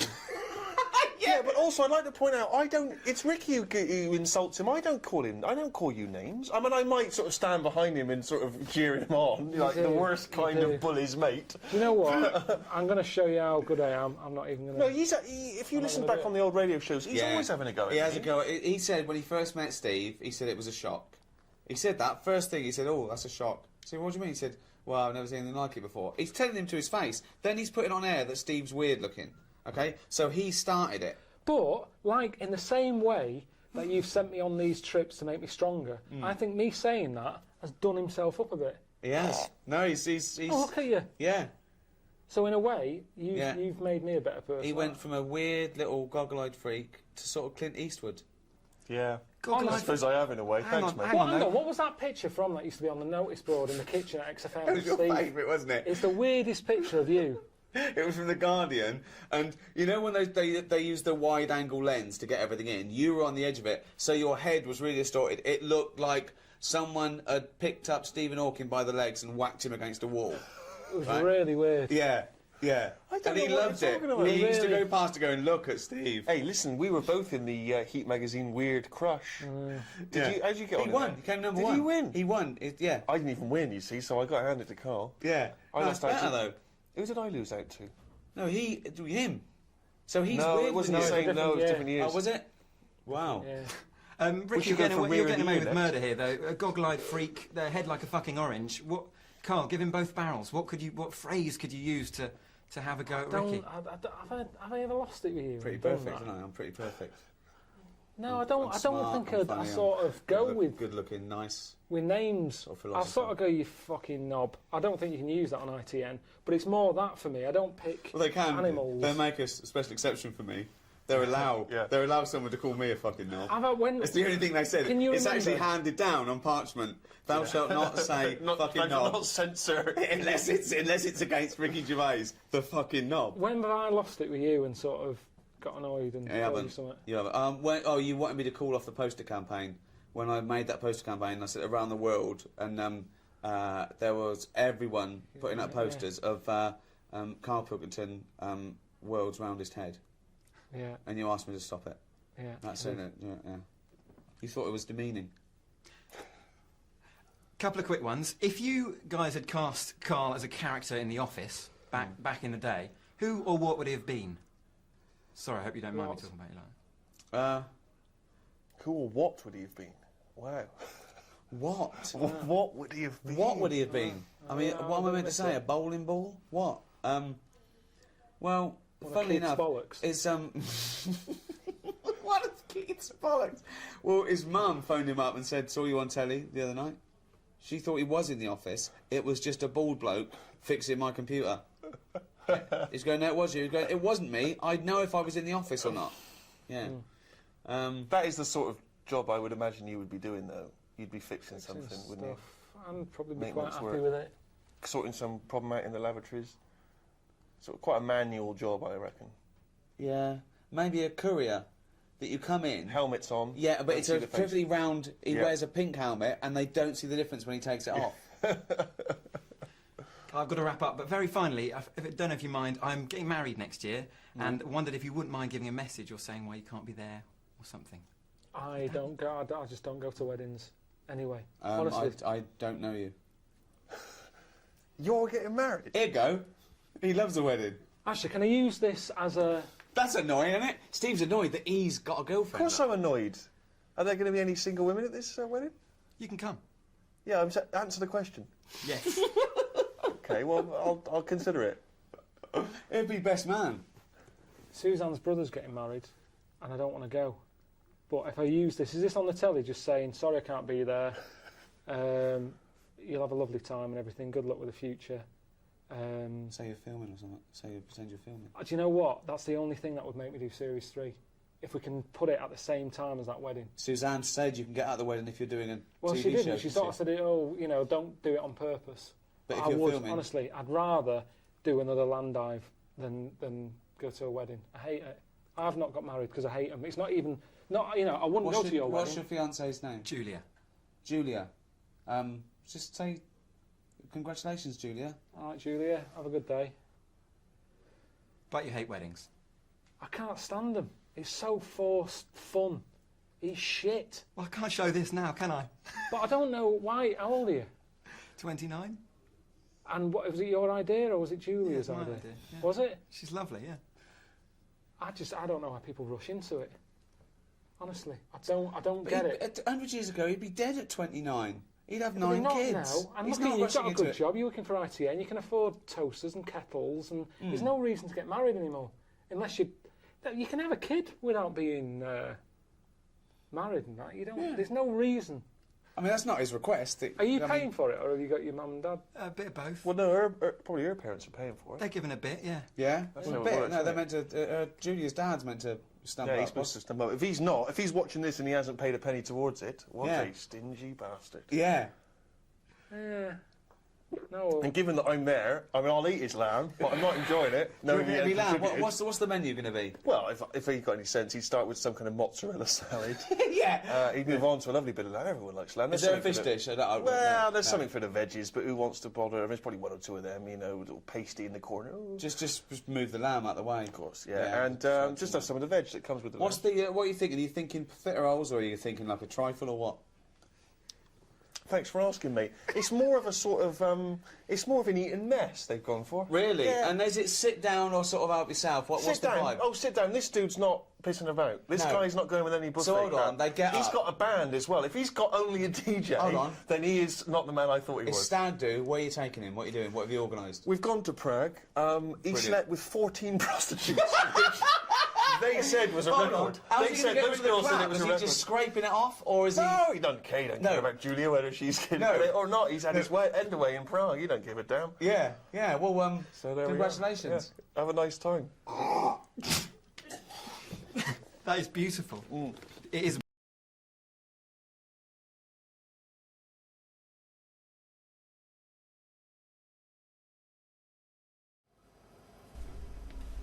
I did my new book at home, you know, all the writing and the drawings and that, which, you know, should be a pleasure to do, really, you know, working out of home, but it wasn't.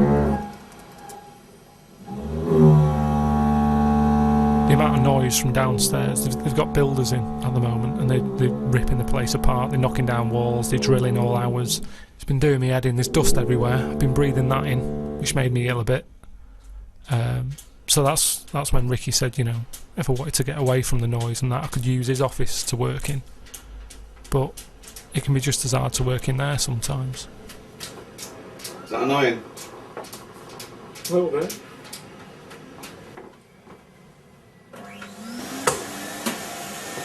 Gotta keep it clean. Gotta keep hygienic, haven't you? You were complaining before that you were ill. So you keep your surroundings clean, then you will never get ill, will you?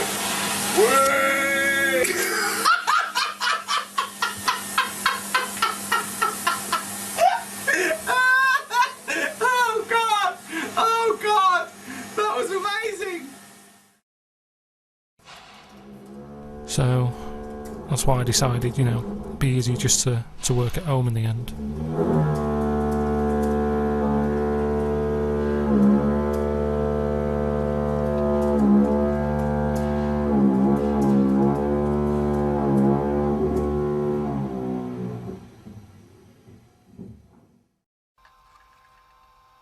Well, it's that time again. It's Karl's diary. Oh, what's he written today? Told Suzanne that I had read that we will have spoken to aliens by the year 2025. Ricky once told me that if a lion could speak English, it still couldn't have a good chat with us because its life is different to ours. If that's true, we've got no chance with an alien. I'd be worried that an alien could read my mind. I had that problem once years ago, when I worked in a studio making cassettes. Some mind-reading woman was having some cassettes made. She waited while I did them. She had a small dog. I knew she was trying to read my mind, so I just thought about the dog. I thought that would confuse her, because she wouldn't understand why I was thinking about her dog. That's amazing. So, firstly, how did you know she was a mind-reading woman? Everybody who came in having cassettes done, you'd find out about what the job is. So, you know, if it's a band or whatever, it might be a police station needing blank cassettes to interview people. Yeah. And she had them to sort of use during a thing where they do mind reading and stuff. So Right. you get A recording of it. Yeah. And she was just there and she was staring at me like that, just looking over. And a dog was sort of looking worried, and they pick up vibes, don't they? No.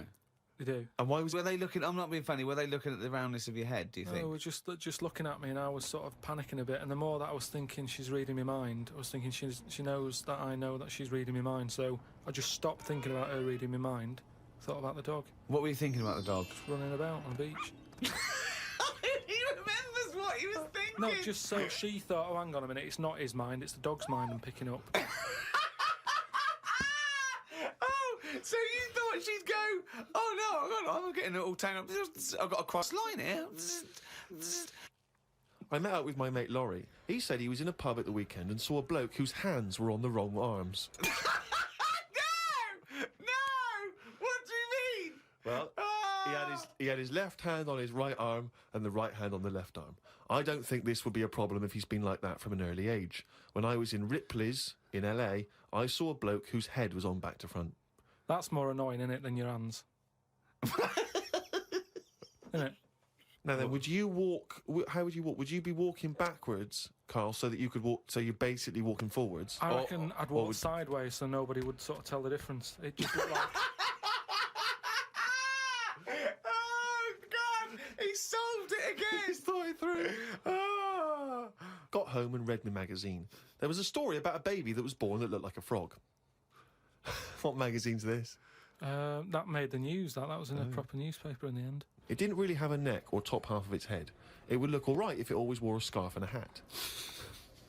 The world would be a more interesting place if there were loads of different types of humans like there are creatures. Then some people would be good at certain jobs. Spider people, ant people, builders, cockroach people, dustbin men.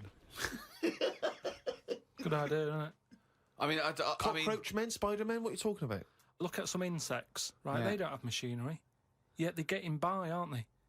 They have their lives like we do. They get up, they wander about, they collect food, they tidy up, they fix stuff, they make their own house. We can't do any of that.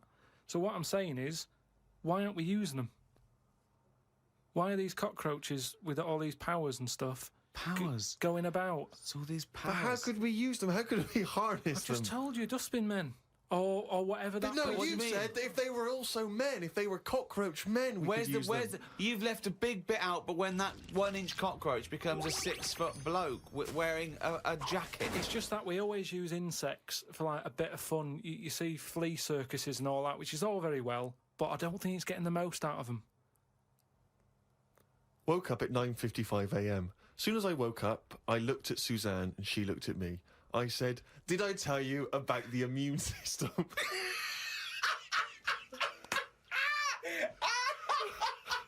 Suzanne started laughing. I said, "It's amazing." She said, "Not now." Oh God!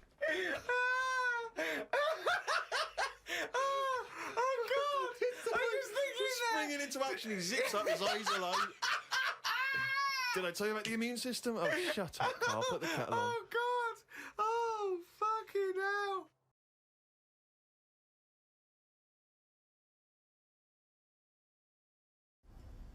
Hi, I'm Ricky Gervais, with me Stephen Merchant. Hello. And the little round-headed buffoon, that is Karl Pilkington. We're here to ask you to donate generously to Comic Relief. Karl, thoughts? Good cause?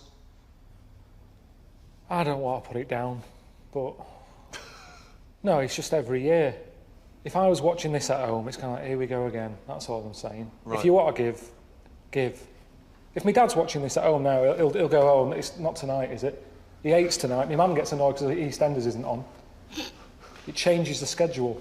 I don't like it when I see, you know, JLS sat in a tub of beans going, call up. Makes no difference. I've made my mind up. It annoys me that they're sat in beans. There's people going hungry across the world. They're sat in God knows how many tins that is. It just seems a waste. Right. But you think the cause is a good one? But it's every year. So I think people sort of go, oh, not again. How many times, if you had a mate who kept saying to you, you couldn't lend us a tenner, could you? How many times do you go, right, OK, this is the last time. We keep giving you money every year. Right. And each year you come back again with your hand out. How long are we going to keep doing this? That's what you feel about Richard Curtis, who's behind Comic Relief. Well, Richard Curtis, I never see him doing the bad stuff. He's never out there, is he? He gets all his mates to do it. Look at this I've arranged. Meanwhile, he's at home. I've never seen him in the thick of it. No. Lenny Henry, he's out there all the time. Yeah. You know, he's good. But Curtis, I bet people at home watching this haven't got a clue about Richard Curtis. And yet he's the one who's going to get the knighted. Is he? Well, definitely. Inevitably, yeah. Definitely. I'd love it to mean something these days. I go, well, you've made a Knight of the Realm. And he goes, oh, brilliant. And I go, right, here's the suit of armour. Get on that horse. We're fighting the French. Let's see his face then. Yeah. Straight back onto Lenny Henry again.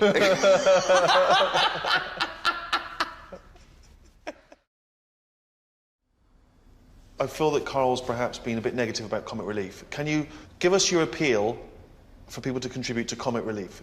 I just wish they'd focus on one charity. Just one thing a year. They go, this year, we're going to sort that out. And once we've raised money for that thing, we're not going to be knocking on your door again saying, we want some more. OK. That is it. What should we do? What charity do you want to solve? Everyone sends the money. Well, just something important. In the paper the other day, they'd raised money for a pair of slippers for an elephant. Right, Now, why? I love elephants, Yeah. but it annoyed me. This picture there, 500 quid it was for a pair of slippers. Why? Because he doesn't want to stomp around the house in his shoes. We can't say that. Exactly. You know, and sometimes he wears them over to the newsagent. You shouldn't go out in slippers. They're for shoes in the house. Right. And then that's what happens. It will nip out with them on. Then next year, the elephant needs slippers again. And out again. In the street, there's always people. London, it's a nightmare. Honestly, you'd nip the people out. with the clipboard? Yeah, you couldn't avoid them. You cross the road, there's another one there. What am I going to do? I mean, a lot of the time, I think it's harder if you're a woman, a young woman, because the bloke's got them things on, Greenpeace or whatever, deafkids.com, and they normally approach young women and they use it as a bit of a chatting up thing. You know, look at me, I'm a good bloke, doing a bit for charity. It's always with a good-looking woman, not like some toad-looking woman. He's always a good looker. Now, why is that? There's no evidence that says a good-looking woman's got more money. If you're watching this and you haven't been stopped regularly to give charity, you probably look like a toad. Red Cross, they've got more out of me. They keep calling up now, they've got my number. Whenever there's a problem in the world, that phone isn't for me anymore. It's no use for me. It's just like the sort of Mother Teresa line. She's dead, who else can help us? Well, we've got Carl's number, give him a call. He's got a few quid. Honestly, that's how it seems every time. But I've told you, help the aged. You sign up, you give them your bank details. You're going to be looking after Edna. And they give you a little picture of Edna. She's sat there with one of those sort of pinnies on. It tells you what it's going towards. Pay you £10. That will go towards keeping Edna warm, right? Get another pack, about a month later, open it up, there's Edna, she's got a tan. So that's what they're doing with the money, not just keeping her warm, popping the gas on, sending her away on holiday. If they sent me a letter saying Edna's going on holiday, I'm not putting money towards that, I'm paying for a gas bill. And that's what puts you off charity. The more you find out, the more you sort of turn against it. So you're saying could be a con? Well, you do have to be careful with a lot of charities. Yeah, I'm sure this one's legit and money's going to the right places, but you never know. Now, I understand the cynicism. It's a drop in the ocean. It doesn't solve anything. It's people showing off on telly, right? Trying to get a bit of kudos, whatever, right? But what is nice is the ordinary people who do give so generously, and they're moved, and they might not have a lot of money themselves. Even people on welfare benefit, they're on the dole, or they haven't worked, they hand over a £5 to someone. Isn't that heartwarming? People on the dole hand over money? Yeah. Well, that's easy. That's not their money to give away, is it? No, it is. You give me some of your money, I'll give it away. That's easy. It's when you've been working all week, got a boss moaning in your ear, quick, we've got to get this done, can I have holiday? No, you can't, we've got a deadline to meet. But I've booked holiday now, my wife wants to go away, we've got a big order on plumbing supplies. What's the order coming in? It's a big order from abroad. What do they want? Extra U-bends. Oh, come on, how many U-bends do No, we we need to get it done. But it's Get Friday. back to work, right? Now, you need a holiday more than anyone. If they're on the dole, they're not stressed out. It's not their money. I can give money away that isn't mine. Carl, what do you make of Comic Relief Night itself? Do you watch? Does it make you laugh? I just feel like it goes on too long. You know, and they keep saying, this is the figure, we're after. Let's beat last year's. Well, no, let's not. Let's not beat last year's. Okay. Because then next year you'll want even more. I said, let's have a bit of a lull. An all-time low this year. Let's try and do that. So next year it's easier to crack. I've always thought that. It's tricky, this, because it does look like I'm having a go. No. All I'm saying is, if you haven't got that much money, the money you have got, you spend wisely. Over in Africa, you've got the all-time high, 50 million. Well, let's go mental. No, let's not go mental. Just give them a few million, see how they get on. Right. Give generously, but not too generously, because tonight we want an all-time low. Thank you.